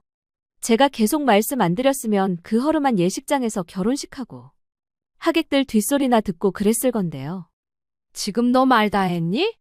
내가 너한테 어떤 존재인지 이제야 알겠구나. 오늘 이야기의 주인공은 올해 72살이 되신 박순희 씨입니다. 순희 씨는 남편을 일찍 여의고 혼자서 두 아들을 키웠습니다. 그 중에서도 큰아들 수남 씨와는 결혼 후에도 한 집에서 함께 살며 무려 15년간 시댁 살림을 도맡아 해왔습니다. 그런 순희 씨에게 오늘은 특별한 날이었습니다. 바로 둘째 아들의 결혼식을 한 달 앞둔 시점이었거든요. 순희 씨는 아침 일찍부터 분주하게 움직이고 있었습니다. 미영아, 오늘 예단 맞추러 가야 하니까 일찍 준비해야 해. 며느리 미영 씨는 거실 소파에서 스마트폰을 보며 대답했습니다. 어머니, 저는 오늘 오후에 회의가 있어서 시간이 좀 애매해요. 그래도 둘째 결혼인데 신경 써야지. 우리가 안 챙기면 누가 챙기겠니? 순희 씨는 지난 15년간 늘 그래왔습니다. 큰아들 집살림부터 시작해서 명절 준비, 제사, 경조사까지 모든 것을 자신이 앞장서서 처리해왔습니다. 며느리 미영 씨는 공무원이라 바쁘다는 이유로 대부분의 집안일을 순희 씨에게 맡겨두었거든요. 제가 공무원이다 보니까 자주 빠지게 되어서 죄송해요. 그래도 어머니가 다 알아서 잘하시니까 저는 믿고 있어요. 이런 말을 들을 때마다 순희 씨는 복잡한 마음이 들었습니다. 고맙다는 건지 귀찮으니까 알아서 하라는 건지 분간이 안 갔거든요. 오늘도 순희 씨는 혼자서 예단 목록을 작성하고 있었습니다. 둘째 며느리의 취향을 미리 알아보느라 지난주부터 여러 번 만나기도 했습니다. 반지며 목걸이며 하나하나 신경 쓸 게 한두 개가 아니었습니다. 수남아, 너는 오늘 일찍 들어올 수 있니? 예단 보고 같이 의견 좀 들어보고 싶어서. 어머니, 저는 오늘 야근이에요. 미영이한테 맡기시면 안 돼요? 저도 오늘은 정말 어려워요. 중요한 업무가 있어서요. 순희 씨는 속으로 한숨을 쉬었습니다. 결국 또 혼자서 모든 걸 결정해야 하는 상황이었습니다. 하지만 둘째 아들의 결혼이니만큼 제대로 해주고 싶은 마음이 컸습니다. 점심시간이 되자 순희 씨는 간단하게 식사를 준비했습니다. 미영 씨는 바쁘다며 밖에서 사 먹겠다고 했지만 순희 씨는 늘 집에서 해먹는 게 몸에 좋다고 생각했거든요. 미영아, 그래도 집밥이 낫지 않겠니? 밖에서 사 먹는 것보다는. 어머니, 요즘은 시대가 바뀌었어요. 저희 동료들도 다 편의점에서 샐러드 사 먹고 그래요. 굳이 집에서 해 먹을 필요 없어요. 이런 대화가 오갈 때마다 순희 씨는 세대 차이를 실감했습니다. 자신은 평생 가족을 위해 정성스럽게 밥을 해왔는데 며느리에게는 그게 그다지 중요하지 않은 것 같았습니다. 오후에 혼자 예단을 보러 나간 순희 씨는 백화점에서 꽤 오랜 시간을 보냈습니다. 둘째 며느리가 선생님이라고 하니 너무 화려하지도 않고 너무 소박하지도 않은 적당한 선에서 고르려고 애썼습니다. 이 목걸이는 어떠세요? 요즘 젊은 분들이 많이 찾으시는 디자인이에요. 점원의 설명을 들으며 순희 씨는 고민에 빠졌습니다. 예산도 생각해야 하고 둘째 며느리의 취향도 맞춰야 하고 무엇보다 시댁에서 정성스럽게 준비했다는 걸 보여주고 싶었습니다. 집으로 돌아오는 길에 순희 씨는 문득 이런 생각이 들었습니다. 지난 15년간 자신이 해온 모든 일들이 정말 인정받고 있는 걸까요? 아니면 그냥 당연한 일로 여겨지고 있는 걸까요? 저녁 시간에 가족들이 모였을 때 순희 씨는 오늘 본 예단에 대해 이야기했습니다. 목걸이하고 반지 세트로 봤는데 디자인이 깔끔하더라고. 선생님이니까 너무 화려한 건 안 맞을 것 같아서. 어머니가 고르신 거면 좋을 거예요. 엄마 센스 믿어요. 그런데 어머니, 요즘 젊은 사람들은 취향이 다양해서요. 한 번 더 확인해 보시는 게 좋을 것 같아요. 순희 씨는 며느리의 말에 조금 서운했습니다. 자신 나름대로는 정말 신중하게 골랐는데 마치 확인이 필요한 일처럼 들렸거든요. 그럼 내가 다시 한번 가볼게. 혹시 둘째 며느리가 다른 걸 원할 수도 있으니까. 그날 밤 순희 씨는 잠자리에 누워서도 계속 생각에 잠겼습니다. 내일은 또 어떤 일들이 기다리고 있을까요? 결혼 준비라는 게 이렇게 신경 쓸 일이 많은 줄 몰랐습니다. 하지만 그래도 가족을 위한 일이니까 기꺼이 해야겠다고 다짐했습니다. 순희 씨는 아직 모르고 있었습니다. 이 결혼 준비 과정에서 자신의 15년 헌신이 어떻게 평가받게 될지, 그리고 그것이 얼마나 큰 상처로 다가올지 말입니다. 순희 씨가 며느리 미영 씨와 함께 살기 시작한 건 15년 전이었습니다. 당시 순희 씨는 57살, 이제 막 환갑을 앞둔 나이였습니다. 큰아들 수남 씨가 결혼을 하면서 자연스럽게 한 집에서 살게 된 것이었습니다. 처음 며느리를 맞이하던 그날을 순희 씨는 지금도 생생하게 기억하고 있었습니다. 미영 씨는 당시 30살의 당찬 신부였습니다. 공무원 시험에 합격한 지 얼마 안 된 때라 자신감이 넘쳤습니다. 어머니, 앞으로 잘 부탁드려요. 첫 인사를 나누던 그날, 순희 씨는 예쁜 며느리를 얻었다는 기쁨에 마음이 설렜습니다. 늦은 나이에 시집온 며느리가 고생할까봐 최대한 편하게 해주고 싶었거든요. 순희 씨는 그때부터 며느리를 위해 모든 걸 양보했습니다. 집안에서 가장 좋은 방을 내어주었고 부엌 살림도 며느리 편의에 맞춰 다시 정리했습니다. 미영아, 부엌 쓰기 불편하면 언제든 말해. 내가 다시 정리해 줄게. 감사해요. 어머니, 제가 요리를 자주 하는 편이 아니라서요. 어머니가 해주시는 음식이 훨씬 맛있어요. 처음에는 정말 그런 줄 알았습니다. 며느리가 진심으로 고마워하는 것 같았고, 순희 씨도 기꺼이 모든 집안일을 도맡아 했습니다. 그런데 시간이 지나면서 조금씩 달라지기 시작했습니다. 처음에는 죄송해요라고 하던 며느리가 점점 어머니가 더 잘하시니까요라고 말하게 되었습니다. 결혼 1년 후 첫 명절이 왔을 때였습니다. 순희 씨는 며느리와 함께 준비하면 좋겠다고 생각했습니다. 미영아, 이번 추석에는 같이 준비해 볼까? 우리 집 전 만드는 방법도 알려주고. 어머니, 저는 솔직히 요리에 소질이 없어요. 그리고 직장 일도 바쁘고요. 어머니가 해주시면 안 될까요? 순희 씨는 며느리가 바쁘다니까 이해해야 한다고 생각했습니다. 그래서 그의 추석 준비를 혼자 다 했습니다. 전도 부치고 나물도 무치고 고기도 재웠습니다. 하지만 명절 당일 친척들이 모였을 때 며느리는 이렇게 말했습니다. 어머니가 요리를 정말 잘하세요. 저는 배울 엄두도 못 내겠어요. 겉으로는 칭찬처럼 들렸지만 순희 씨는 뭔가 이상한 기분이 들었습니다. 마치 자신이 당연히 해야 할 일을 하고 있다는 식으로 들렸거든요. 그 이후로 미영 씨는 점점 더 집안일에 손을 대지 않게 되었습니다. 어머니, 저는 직장에서 스트레스가 많아서요. 집에 오면 좀 쉬고 싶어요. 엄마, 미영이 말이 맞아요. 요즘 공무원들 업무량이 많다고 하던데요. 아들까지 며느리 편을 들어주니까 순희 씨는 더 이상 뭐라고 할 수가 없었습니다. 그렇게 몇 년이 흘렀습니다. 어느새 순희 씨는 집안의 모든 일을 혼자 처리하는 게 당연한 일이 되어버렸습니다. 청소, 빨래, 요리, 장보기까지 모든 것을 순희 씨가 했습니다.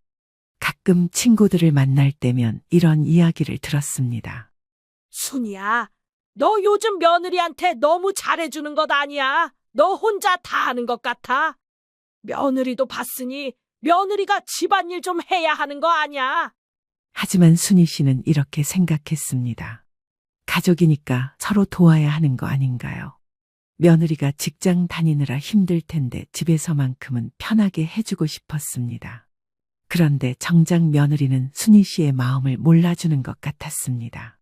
고맙다는 말은 점점 줄어들고 당연하다는 듯한 태도가 늘어났습니다. 어느 날 순희 씨가 감기에 걸려서 몸이 아팠을 때였습니다. 미영아, 오늘은 내가 몸이 좀 안 좋아서 저녁은 간단하게 시켜 먹을까? 어머니, 저 오늘 야근해서 늦어요. 죄송하지만 알아서 챙겨 드세요. 그리고 내일 중요한 프레젠테이션이 있어서 준비해야 해요. 아침은 먹고 나갈 거니? 저 중요한 날 앞두고 잘 챙겨 먹어야 되는 거 아시잖아요. 그리고 저녁은 늦게라도 가서 먹을게요. 결국 그날도 순희 씨가 아픈 몸을 이끌고 저녁을 준비해야 했습니다. 10년이 지나고 나서는 상황이 더욱 심해졌습니다. 미영 씨는 승진을 거듭해서 이제 제법 높은 직급이 되었습니다. 그러면서 집안일에는 더욱 관심이 없어졌습니다. 어머니, 요즘은 다들 가사 도우미 쓰고 그래요. 저희도 한번 알아볼까요? 아니야, 가족 일인데 남한테 맡기는 건 좀 그렇지 않겠니? 그런 생각이 너무 구식이에요. 어머니, 시대가 바뀌었어요. 아무리 그래도 내 살림을 남이 만질 거라고 생각하니 좀 그렇네. 어머니, 요즘은 시간이 금이에요. 가사 도우미한테 살림 맡기고 시간적인 여유 생기면 어머니도 개인 시간 보내고 좋은 거죠 뭐. 이런 대화가 늘어날수록 순희 씨는 자신과 며느리 사이의 거리감을 느꼈습니다. 하지만 그래도 가족이니까 참고 이해하려고 노력했습니다. 그러다가 작년에는 이런 일도 있었습니다. 순희 씨가 허리를 다쳐서 병원에 입원했을 때였는데 미영 씨는 단 한 번도 문병을 오지 않았습니다. 언니네 큰 며느리는 왜 안 와요? 시누이 순자 씨가 걱정스럽게 물어봤지만 순희 씨는 며느리를 감쌌습니다. 바쁠 거야, 직장일 때문에. 하지만 속으로는 서운함이 컸습니다. 15년 동안 정성껏 돌봐준 며느리가 자신이 아플 때는 이렇게 무관심할 수 있을까 하는 생각이 들었거든요. 그래도 순희 씨는 참았습니다. 가족의 평화가 더 중요하다고 생각했으니까요. 하지만 마음 한구석에는 작은 상처들이 하나씩 쌓여가고 있었습니다. 순희 씨 자신도 모르는 사이에 말입니다. 둘째 아들 결혼식이 2주일 앞으로 다가왔을 때였습니다. 순희 씨는 혼자서 결혼식 가객 명단을 정리하고 있었습니다. 친척들, 동네 이웃들, 직장 동료들까지 하나하나 체크하면서 빠진 사람이 없는지 확인하고 있었습니다. 그때 며느리 미영 씨가 회사에서 돌아왔습니다. 평소보다 표정이 어두워 보였는데 뭔가 신경 쓰이는 일이 있는 것 같았습니다. 미영아, 무슨 일 있었니? 얼굴이 안 좋아 보인다. 어머니, 오늘 회사에서 좀 민망한 일이 있었어요. 순희 씨는 며느리가 무슨 말을 하려는지 궁금했습니다. 미영 씨는 잠시 망설이다가 입을 열었습니다. 제 동료가 결혼할 때 축의금을 얼마 냈는지 물어보더라고요. 그래서 5만 원이라고 했더니 다들 좀 놀라는 것 같았어요. 5만 원이 왜? 요즘 공무원들 결혼식이면 그 정도는 내는 거 아니야?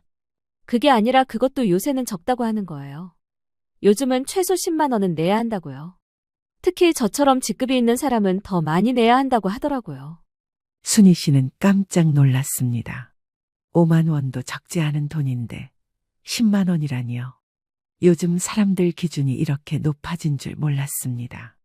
그런가? 내가 젊었을 때는 3만 원만 내도 많이 내는 거였는데. 어머니, 시대가 바뀌었어요. 제가 체면이 있는 사람인데 너무 적게 내면 안 되잖아요.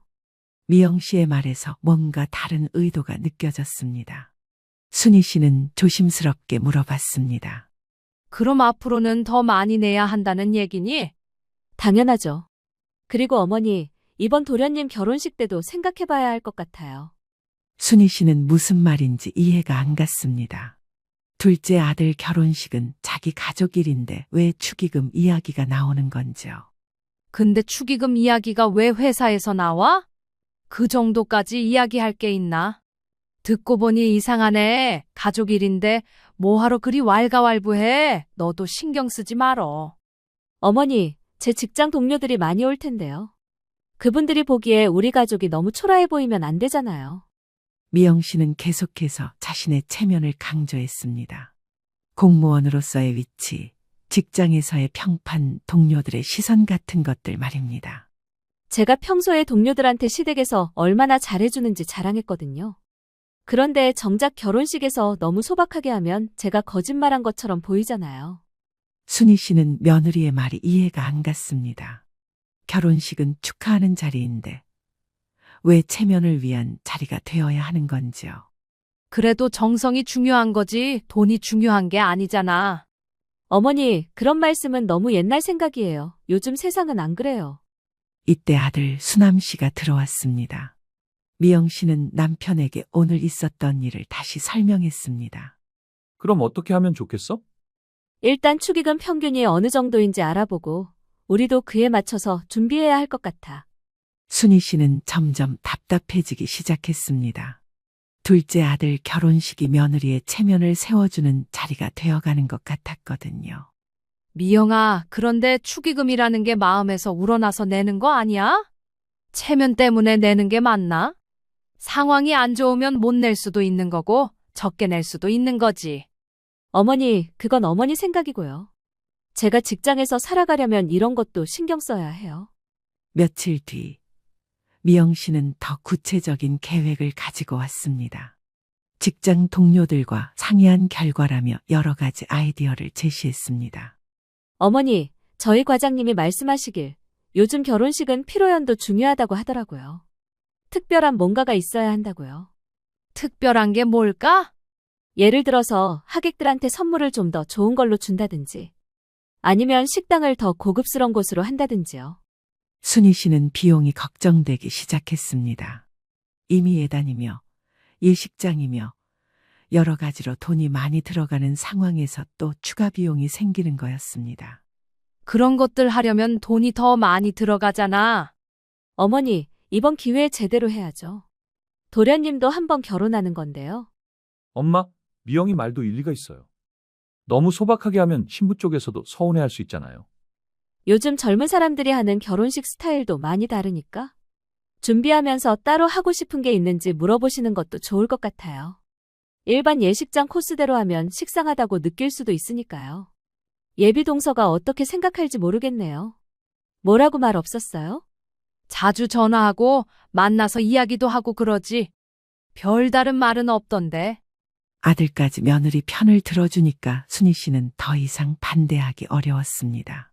하지만 마음 한구석에서는 뭔가 잘못되어 가고 있다는 생각이 들었습니다.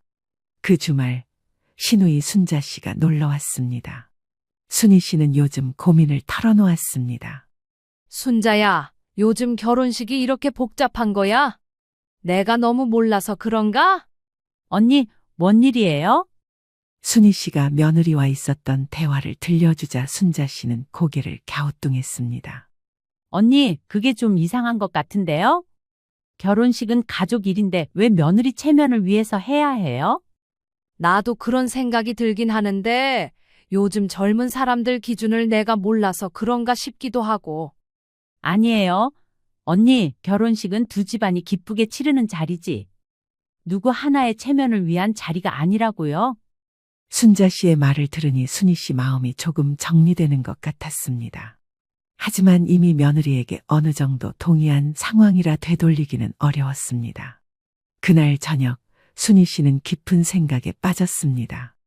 이번 결혼식 준비를 하면서 느끼는 건데 뭔가 자신의 의견보다는 며느리의 의견이 더 중요하게 여겨지는 것 같았습니다. 15년 동안 며느리를 위해 양보해온 결과가 이런 건 아닐까 하는 생각이 스쳐 지나갔습니다. 결혼식이 일주일 앞으로 다가온 월요일 아침이었습니다. 순희 씨는 새벽부터 일어나서 마지막 점검 목록을 작성하고 있었습니다. 하객 접대용 다과, 신부 측 가족들과의 식사 약속, 예식 당일 역할 분담까지 체크할 게 산더미였습니다. 그런데 며느리 미영 씨가 출근 준비를 하면서 갑자기 새로운 요구사항을 꺼냈습니다. 어머니, 제가 어제 생각해보니까 한 가지 더 신경 써야 할 게 있을 것 같아요. 뭔데? 신부 대기실이요. 제 동료들이 와서 보게 될 텐데 너무 초라하면 안 되잖아요. 순희 씨는 예식장에서 기본으로 제공하는 대기실이 있다고 생각했는데 며느리는 그것만으로는 부족하다고 했습니다.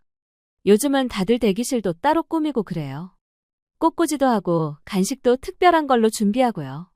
그런 건 돈이 또 얼마나 들어가는데? 어머니, 이런 걸로 아끼면 안 되죠. 한 번뿐인 결혼식인데요. 이런 식으로 매일 새로운 요구사항이 생겨났습니다.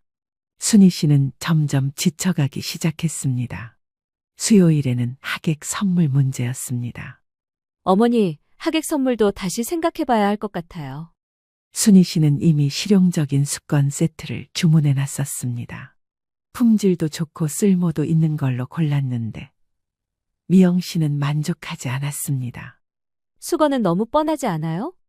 요즘은 좀 더 특별한 걸 줘야 해요. 그럼 뭘 주면 좋겠는데? 제가 인터넷에서 봤는데 핸드크림이나 캔들 같은 걸 예쁘게 포장해서 주더라고요. 순희 씨는 이미 주문한 수건을 어떻게 해야 할지 막막했습니다. 취소하면 또 손해고 그렇다고 미영 씨 기분을 상하게 할 수도 없었습니다. 목요일에는 더 큰 문제가 터졌습니다. 미영 씨가 회사에서 돌아와서는 심각한 표정으로 말했습니다. 어머니, 오늘 과장님하고 이야기했는데요. 축의금 문제가 좀 복잡해질 것 같아요. 무슨 소리야? 과장님이 보통 이런 경우에는 신랑 측에서 신부 측보다 더 많이 내는 게 예의라고 하시더라고요.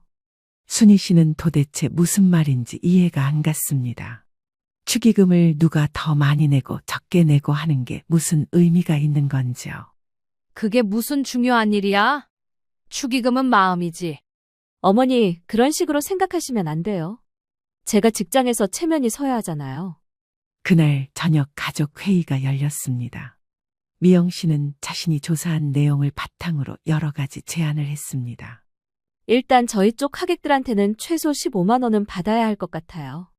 그래야 제가 다른 결혼식에 갈 때도 당당하죠.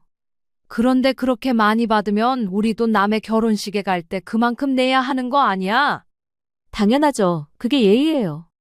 나는 이해가 안 되는구나. 우리가 무슨 부잣집 결혼식도 아니고 축의금을 뭐 그렇게 많이 받아? 다들 내고 싶은 만큼 내는 거 아니냐? 축하해주는 마음이 더 중요한 거지. 순희 씨는 점점 이해하기 어려운 세상이 되어가는 것 같았습니다.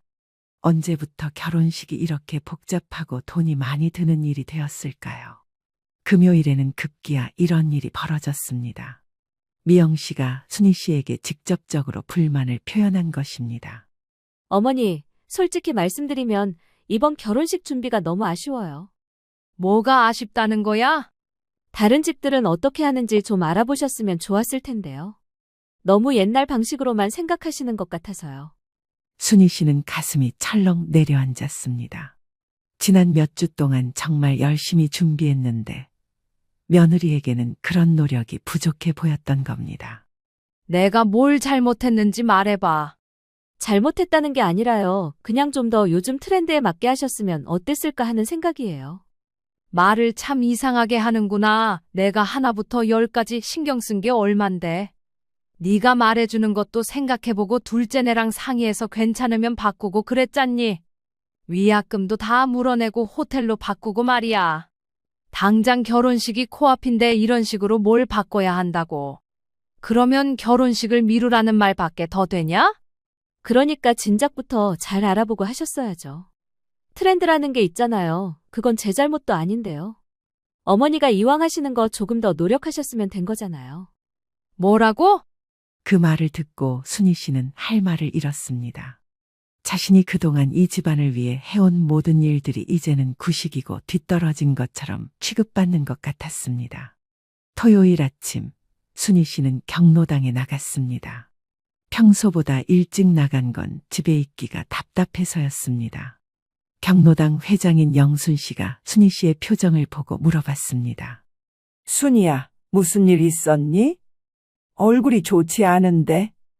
회장님, 요즘 젊은 사람들 생각하는 게 저는 잘 모르겠어요. 순희 씨는 지난 일주일 동안 있었던 일들을 영순 씨에게 털어놓았습니다. 영순 씨는 이야기를 다 듣고 나서 고개를 저었습니다. 순이야, 그건 좀 이상한데? 결혼식은 두 집안이 화목하게 치르는 자리지. 누구 하나 치면 세우는 자리가 아니야. 저도 그렇게 생각하는데 제가 너무 고리타분한 건가요? 아니야, 네가 정상이야. 며느리가 좀 이상한 거지. 누가 요즘 축의금을 15만 원씩 받니? 뭐 어디 부잣집 결혼식이야. 100번 양보해서 다른 건 다 이해한다고 쳐요. 근데 축의금도 그렇고 너무 과한 것 같아서요. 내가 들어도 이상해. 그리고 공무원이면 무슨 법인이 뭐니 해서 쓸 수 있는 돈도 한정적인 거 아니야? 아무튼 이상해. 처음에 네가 준비했던 대로 해도 괜찮았을 것 같은데. 과유불급이라는 말도 있잖아. 축하하는 마음이 가장 중요한 거지. 요즘 사람들 결혼하는 거 보면 방식이 많이 달라졌다지만 오히려 간소하게 하는 경우도 있고 그래. 뭘 모르는 건 너네 며느리인 것 같은데. 영순 씨의 말을 듣고 순희 씨는 조금 위안이 되었습니다. 하지만 집으로 돌아가서 또다시 며느리와 마주해야 한다는 생각에 발걸음이 무거웠습니다. 결혼식이 이틀 앞으로 다가온 일요일 저녁, 순희 씨는 마지막 점검을 하면서 생각했습니다. 과연 내일 모레 결혼식이 무사히 끝날 수 있을까요? 그리고 이 모든 일이 끝나고 나면 며느리와의 관계는 어떻게 될까요? 드디어 둘째 아들 결혼식 당일이 밝았습니다. 순희 씨는 새벽 5시부터 일어나서 마지막 준비에 여념이 없었습니다. 호텔 예식장에 가져갈 물품들을 점검하고 가족들 옷차림을 챙기고 하객 접대를 위한 준비물까지 하나하나 확인했습니다. 오전 8시, 순희 씨는 정성스럽게 준비한 한복을 입고 거울 앞에 섰습니다. 오늘만큼은 둘째 아들의 엄마로서 당당하게 서고 싶었거든요. 미영아, 너도 준비 다 됐니? 며느리 미영 씨는 평소보다 더 화려하게 차려입고 나왔습니다. 머리부터 발끝까지 완벽하게 꾸민 모습이었습니다. 어머니, 저는 준비 다 됐어요. 그런데 어머니 한복이 좀 평범해 보이는데요? 이게 내가 가진 한복 중에서 제일 좋은 건데. 아, 그러시구나. 뭐 어쩔 수 없겠네요. 미영 씨의 말에서 아쉬움이 묻어났습니다. 마치 시어머니의 옷차림까지도 자신의 체면과 연결되어 있다고 생각하는 것 같았습니다. 예식장에 도착하자 미영 씨는 바로 자신의 직장 동료들을 찾아갔습니다. 순희 씨는 혼자서 신부 쪽 가족들을 맞이하고 하객들을 안내하느라 바빴습니다. 예식이 시작되기 1시간 전 갑자기 문제가 생겼습니다. 하객 선물을 준비한 업체에서 연락이 온 것입니다. 죄송합니다. 주문하신 캔들 세트에 문제가 생겨서 오늘 배송이 어려울 것 같습니다. 순희 씨는 당황했습니다. 미영 씨가 꼭 바꾸자고 해서 수건에서 캔들로 바꾼 건데 하필 오늘 이런 일이 생기다니요. 그럼 어떻게 해야 하죠? 다행히 비슷한 다른 제품으로 대체해서 보내드릴 수 있습니다. 조금 늦어지긴 하겠지만요. 순희 씨는 어쩔 수 없이 대체품으로 받기로 했습니다. 하지만 이 일을 미영 씨에게 어떻게 설명해야 할지 걱정이 되었습니다. 예식 시작 30분 전 미영 씨가 순희 씨를 찾아왔습니다. 표정이 심상치 않았습니다.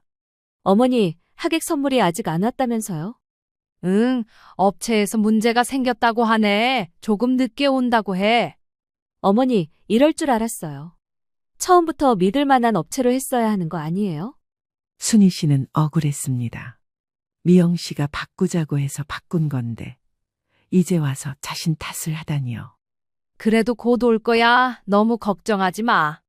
제 동료들이 다 보고 있는데 이런 실수가 있으면 어떡해요? 이때 미영 씨의 직장 동료 몇 명이 다가왔습니다. 미영 씨, 결혼식 준비 정말 잘하셨네요. 예식장도 고급스럽고. 감사해요. 시어머니가 많이 도와주셔서요. 시어머니 분이 정말 세심하시나 봐요. 그런데 그때 하객 선물 배송이 지연되고 있다는 연락이 다시 한 번 왔습니다. 이러한 내용을 며느리 미영 씨에게 이야기하니 미영 씨의 얼굴이 순간 붉어졌습니다. 죄송해요. 좀 급한 일이 생겨서요. 동료들이 자리를 뜬 후 미영 씨는 순희 씨에게 따져 물었습니다. 어머니, 이게 뭐예요? 제가 동료들한테 얼마나 창피해요? 미영아, 이런 건 어쩔 수 없는 일이야. 업체에서 실수한 거지 내가 뭘 잘못한 게 아니잖아. 어머니가 처음부터 제대로 알아보고 했어야죠. 왜 이렇게 대충대충 하세요? 순희 씨는 가슴이 답답해졌습니다. 지난 몇 주 동안 얼마나 신경 써서 준비했는데 대충 했다는 소리를 듣다니요. 예식이 진행되는 동안에도 미영 씨는 계속 신경질적인 반응을 보였습니다. 사진 촬영 때도 순희 씨에게 이것저것 지적했습니다. 어머니, 좀 더 밝게 웃으세요. 사진에 나오잖아요. 그리고 서는 자리가 좀 이상한 것 같은데요. 순희 씨는 점점 위축되어 갔습니다. 자신의 둘째 아들 결혼식인데도 눈치만 보게 되었습니다. 식사 시간이 되자 문제가 터졌습니다. 미영 씨의 직장 상사가 식당 음식에 대해 불만을 표했던 것입니다. 요즘은 호텔 뷔페를 많이 하던데 여기는 좀 아쉽네요. 같은 호텔도 급이 좀 다른가 봐? 미영 씨는 그 말을 듣고 얼굴이 화끈거렸습니다. 그리고는 순희 씨를 찾아와서 말했습니다. 어머니, 과장님이 음식이 좀 아쉽다고 하시네요. 그래도 여기가 음식도 맛있기로 소문난 곳인데. 어머니, 제가 더 좋은 호텔로 바꾸자고 했잖아요. 왜 안 들으셨어요? 순희 씨는 할 말이 없었습니다.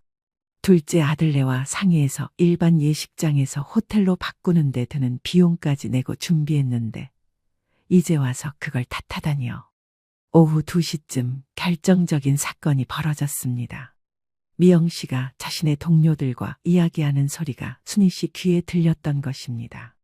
정말 죄송해요. 시어머니가 너무 구식이라서요. 제가 아무리 말해도 안 들으시더라고요. 아, 그러시구나. 그래도 어른이시니까.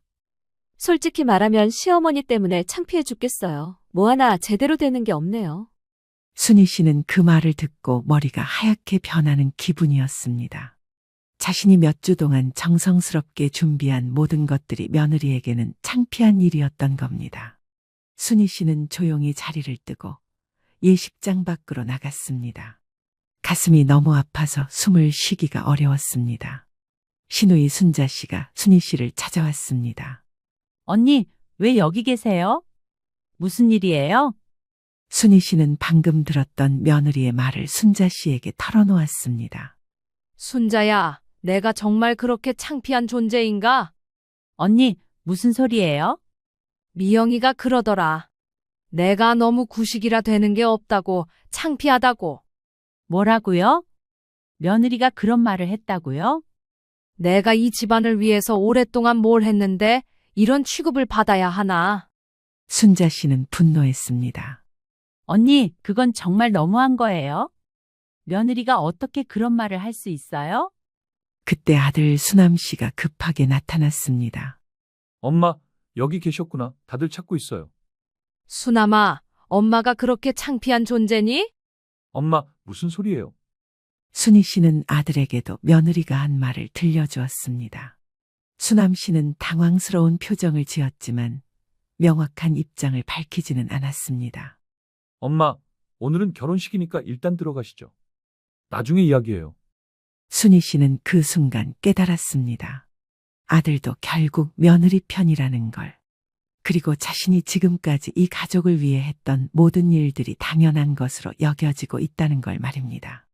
결혼식이 끝나고 집으로 돌아온 그날 밤, 순희 씨는 잠을 이룰 수가 없었습니다. 며느리의 그 말이 귓가에서 맴돌았습니다. 시어머니 때문에 창피해 죽겠어요. 그 한마디가 모든 것을 무너뜨린 것 같았습니다. 새벽 3시가 넘어서야 순희 씨는 거실로 나왔습니다. 혼자 앉아서 지난 일들을 차근차근 되돌아보기 시작했습니다. 정말 내가 그렇게 부족했을까요? 결혼식 준비를 제대로 못한 걸까요? 순희 씨는 자꾸만 자신을 탓하게 되었습니다. 다음 날 아침, 며느리 미영 씨는 평소와 다름없는 모습으로 출근 준비를 했습니다. 마치 어제 그런 말을 하지 않은 것처럼 말입니다. 어머니, 저 오늘 늦어요. 응.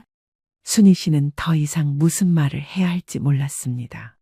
어제 그 말에 대해 사과를 받고 싶었지만 며느리는 아무렇지도 않은 듯 했습니다. 아들 수남 씨도 마찬가지였습니다. 어제 일에 대해서는 한마디도 언급하지 않고 그냥 출근해 버렸습니다. 엄마, 저도 회사 가봐야 해요. 어제 고생 많으셨어요. 고생 많았다는 인사칠의 한마디뿐이었습니다. 어제 며느리가 한 말에 대해서는 전혀 언급이 없었습니다. 혼자 남은 순희 씨는 어제 결혼식에서 사용했던 물품들을 정리하면서 생각에 잠겼습니다. 하나하나 정성스럽게 준비했던 것들이 이제는 모두 초라해 보였습니다. 점심때쯤 신우이 순자 씨가 전화를 걸어왔습니다. 언니, 어제 일 때문에 밤새 걱정됐어요. 괜찮으세요? 괜찮긴 뭐가 괜찮아. 나 정말 충격이 컸어. 당연하죠. 언니가 얼마나 애썼는데 그런 소리를 들어야 해요? 순자 씨는 어제 며느리의 행동이 정말 잘못됐다고 다시 한번 확인해 줬습니다. 언니, 수남이는 뭐라고 해요? 아무 말도 안 해. 마치 없었던 일처럼. 그것도 문제네요. 지 안 사람이 그런 말을 했으면 뭐라고 해야 하는 거 아니에요? 순자 씨와 통화를 마친 후 순희 씨는 더욱 복잡한 심정이 되었습니다. 며느리도 문제지만 아들의 태도도 서운했습니다. 그 주 내내 집안 분위기는 어색했습니다. 미영 씨는 여전히 아무렇지도 않은 듯 행동했고 수남 씨는 눈치만 보며 어정쩡한 태도를 보였습니다. 수요일 저녁, 순희 씨는 용기를 내서 며느리에게 직접 말했습니다. 미영아, 결혼식 때 네가 한 말 때문에 내가 많이 상처받았어. 어머니, 무슨 말씀이세요? 제가 무슨 말을 했다고요? 미영 씨는 정말 모르는 듯한 표정을 지었습니다. 네가 동료들한테 나 때문에 창피하다고 한 말 말이야. 아, 그건 그냥 하는 소리였어요. 너무 진지하게 받아들이지 마세요. 순희 씨는 기가 막혔습니다. 그냥 하는 소리라니요. 자신에게는 가슴에 비수를 꽂는 말이었는데 말입니다. 그냥 하는 소리라고? 내가 그동안 이 집안을 위해 한 일들이 그냥 하는 소리로 무시당할 일이야?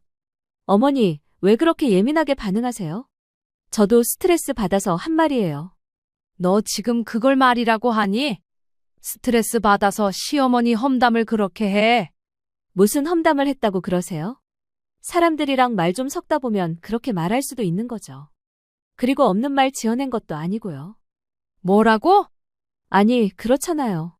제가 계속 말씀 안 드렸으면 그 허름한 예식장에서 결혼식하고 하객들 뒷소리나 듣고 그랬을 건데요.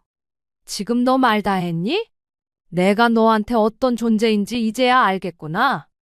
어떻게 말을 그렇게 할 수 있어? 내가 얼마나 노력했는지 네가 더 잘 알 텐데 말이야. 완벽하게 준비했으면요. 뒤에서 그런 말도 안 나와요. 그리고 저는 제 입으로 하고 싶은 말도 못해요. 어머니가 너무 예민하신 것 같으니까 나중에 다시 이야기하세요. 며느리는 끝까지 자신의 잘못을 인정하지 않았습니다. 오히려 순희 씨가 예민하다고 되돌려 말했습니다. 순희 씨는 며느리의 당당한 태도에 어안이 벙벙했습니다. 자신이 뭘 그렇게 잘못했는지, 그동안 노력을 하지 않은 게 있는지 모든 것이 허무하게 느껴졌습니다. 화를 낼 기운도 없었습니다. 더 이상 말해봤자 힘만 쏟을게 뻔하니 답답한 가슴을 부여잡고 그렇게 멍하니 있어야 했습니다. 다음 날 경로당에 나간 순희 씨가 회장 영순 씨에게 고민을 털어놓았습니다. 순이야, 그 며느리가 진짜 너무하네. 사과도 안 해. 사과는커녕 그냥 하는 소리였다고 해요. 세상에 그런 사람이 다 있나? 시어머니를 뭘로 보는 거야? 그걸 그냥 냅뒀어. 영순 씨는 분개했습니다. 자신도 며느리를 둔 입장에서 순희 씨의 상황이 이해가 안 간다고 했습니다. 순이야, 이번 기회에 확실히 선을 그어야 할 것 같은데. 무슨 말이에요? 지금까지 네가 너무 많이 참아줬어.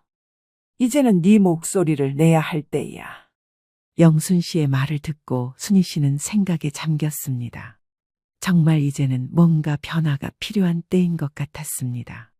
그날 밤 순희 씨는 남편의 사진을 매만지며 혼잣말을 했습니다.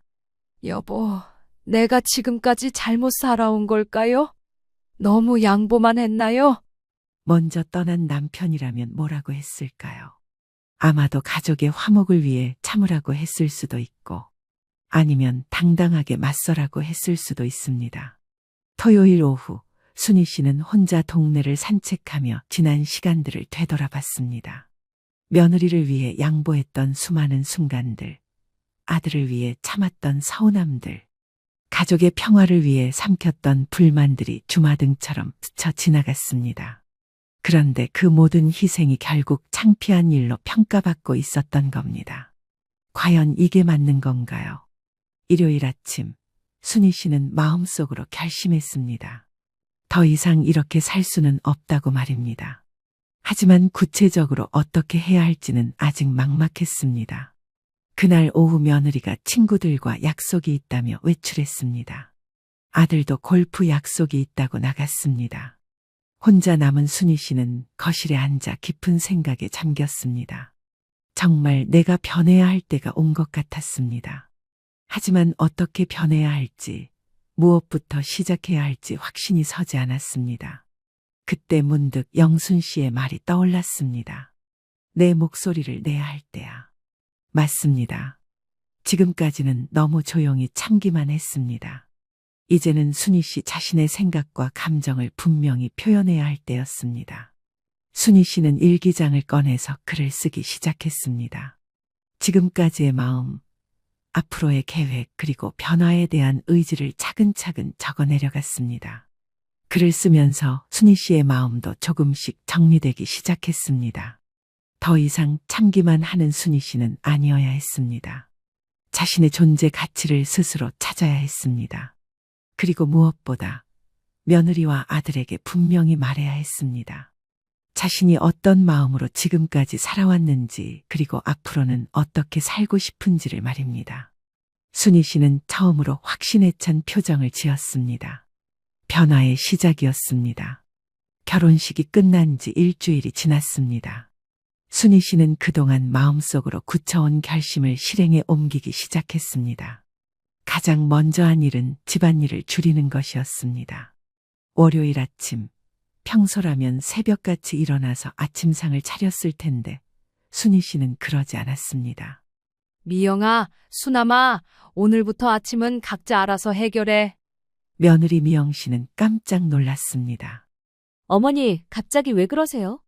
갑자기가 아니야. 나도 이제 내 시간이 필요해. 엄마, 무슨 일 있었어요? 없었다. 그냥 이제 나도 내 생활을 좀 하고 싶어서. 순희 씨의 단호한 태도에 며느리와 아들은 당황했지만 더 이상 따지지는 않았습니다. 화요일에는 더 큰 변화가 있었습니다.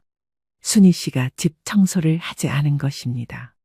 어머니, 오늘 청소 안 하셨어요? 네가 해. 나는 내 방만 정리할게. 보고 더럽다고 느끼는 사람이 하면 되는 거지. 며느리는 어이없다는 표정을 지었지만 순희 씨는 태연했습니다. 수요일에는 저녁 준비도 하지 않았습니다. 평소라면 오후부터 저녁 메뉴를 고민하며 장을 보러 갔을 텐데 순희 씨는 경로당에서 친구들과 시간을 보내고 있었습니다. 순이야, 요즘 얼굴이 많이 밝아졌네. 뭔가 달라진 것 같아. 회장님, 저 이제 제 인생 살기로 했어요. 그래, 그렇게 해야지. 그동안 너무 희생만 했어. 순희 씨는 영순 씨와 함께 동네 카페에서 차를 마시며 오랜 시간을 보냈습니다. 이런 여유로운 시간을 가진 게 정말 오랜만이었습니다. 저녁 시간이 되어 집으로 돌아가니 며느리와 아들이 편의점 도시락을 사와서 먹고 있었습니다. 어머니, 저녁 준비 안 하고 어디 가셨어요? 카페에서 차 마시고 왔어. 너희 저녁은 알아서 해결했네. 엄마, 요즘 좀 이상해요. 왜 이러세요? 이상한 게 아니야. 정상으로 돌아가는 거지. 며느리와 아들은 순희 씨의 변화에 당황하기 시작했습니다. 목요일에는 순희 씨가 아예 외박을 했습니다. 고향에 사는 옛 친구가 병원에 입원했다는 소식을 듣고 문병을 간 것입니다. 내일 저녁에 들어올게. 너희는 알아서 잘 지내고. 어머니, 갑자기 외박이세요? 미리 말씀 좀 해주시죠. 미리 말해야 할 이유가 있나? 나도 내 친구 만날 권리가 있지. 내가 한두 살 먹은 어린애도 아니고 이런 거 일일이 너한테 꼭 알려줘야 해? 순희 씨는 가방을 들고 당당하게 집을 나섰습니다. 고향에서 하루를 보내며 순희 씨는 많은 생각을 했습니다. 옛 친구들과 만나서 이야기를 나누니 마음이 한결 가벼워졌습니다. 순이야, 너 요즘 뭔가 달라 보인다. 눈빛이 살아났어. 친구들은 순희 씨의 변화를 긍정적으로 봐주었습니다. 그동안 너무 가족만 생각하며 살았다며 이제라도 자신을 찾은 게 다행이라고 했습니다. 금요일 저녁 집으로 돌아온 순희 씨를 보고 며느리와 아들은 복잡한 표정을 지었습니다. 하루 동안 집안일을 제대로 하지 못해서 집이 엉망이 되어 있었습니다. 어머니, 집이 이런 상태인데 어떻게 하루 종일 나가 계실 수 있어요? 집이 어떻게 됐는데? 빨래도 쌓여 있고 설거지도 안 되어 있고요. 그럼 너희가 하면 되잖아.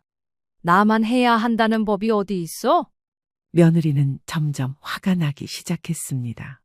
어머니, 지금까지 안 그러시다가 갑자기 왜 이러세요?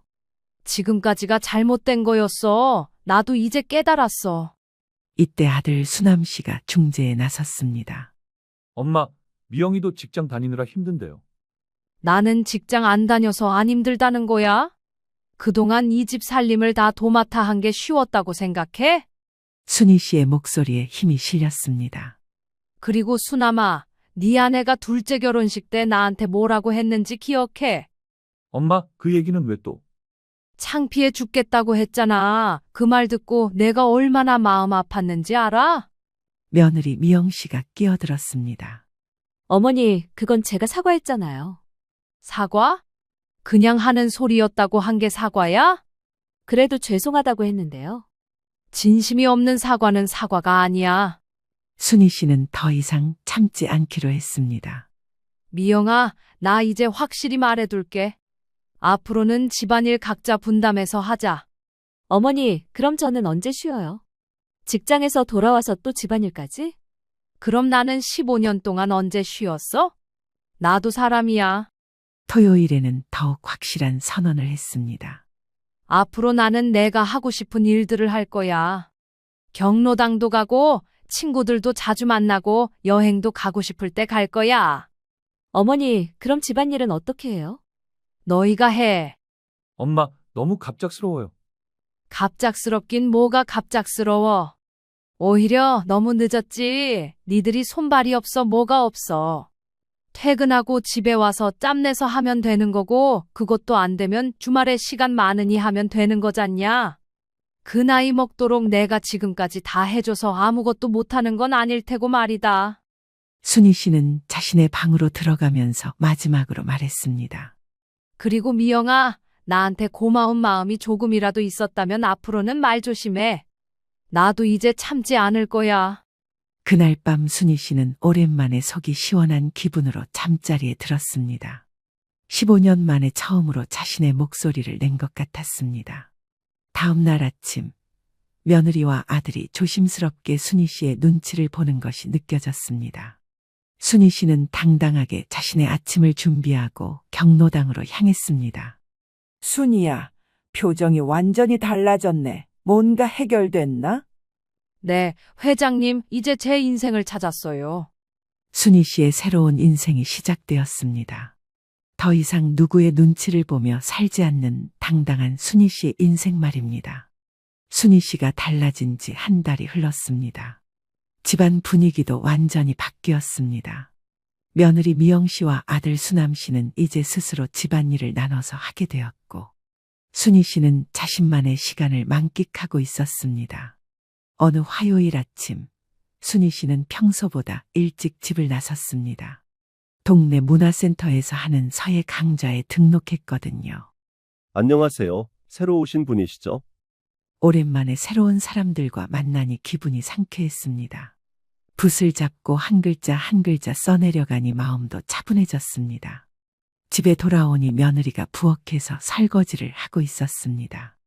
예전에는 순희 씨가 늘 하던 일이었는데 이제는 미영 씨가 하고 있는 것입니다. 어머니, 오늘 어디 다녀오셨어요?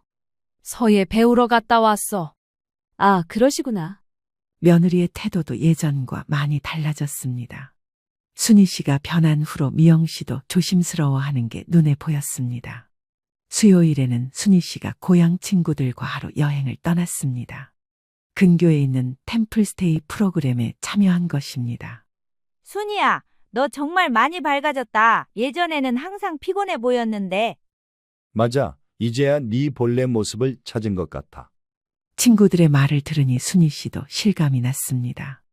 정말 자신이 많이 변했구나 하는 생각이 들었습니다.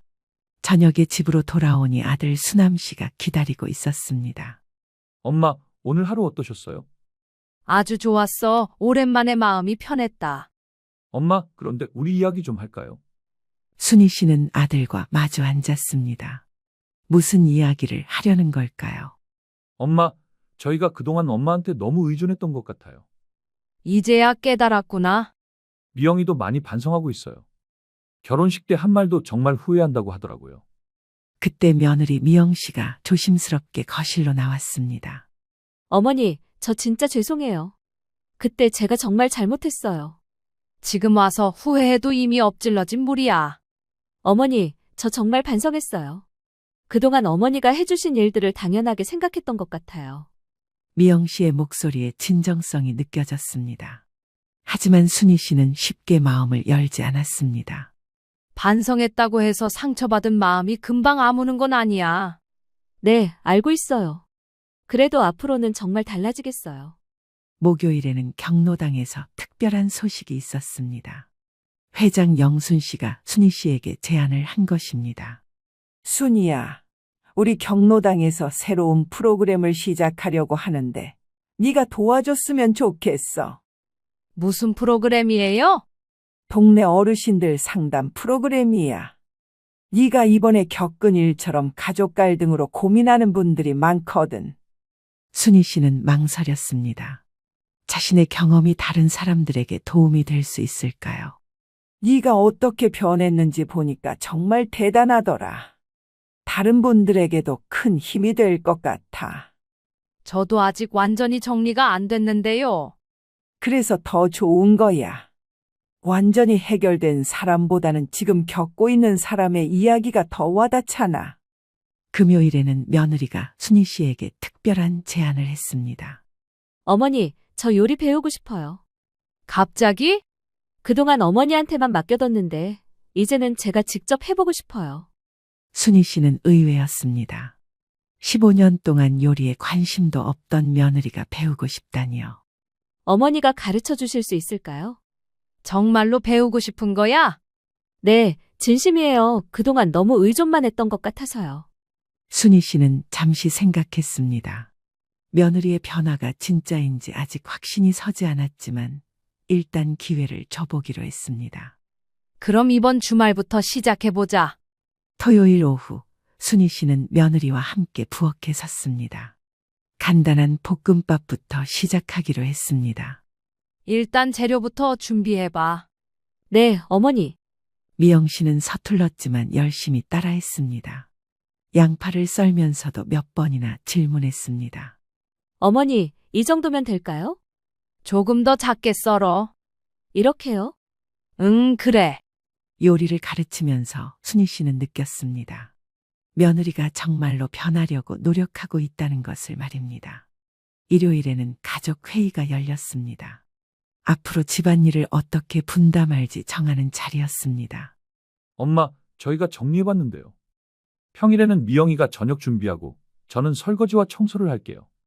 주말에는 제가 빨래와 대청소를 하겠어요. 그럼 나는? 엄마는 이제 정말 쉬세요. 엄마 하고 싶은 일만 하시면 돼요. 순희 씨는 뭉클했습니다. 15년 만에 처음으로 가족들이 자신을 배려해 주는 것 같았습니다. 한 달 후 순희 씨는 경로당 상담 프로그램을 시작했습니다. 첫 상담자는 비슷한 고민을 가진 70대 여성이었습니다. 선생님, 저도 며느리 때문에 너무 힘들어요. 어떤 일이 있으셨어요? 제가 오랫동안 일을 다 해왔는데 며느리는 고맙다는 말 한 번 제대로 안 해요. 순희 씨는 그분의 이야기를 듣고 자신의 경험을 나눴습니다. 저도 비슷한 경험이 있어요. 하지만 변화는 우리부터 시작해야 해요. 상담을 마치고 집으로 돌아가는 길에 순희 씨는 생각했습니다. 자신의 경험이 다른 사람에게 도움이 되고 있다는 게 정말 뿌듯했습니다.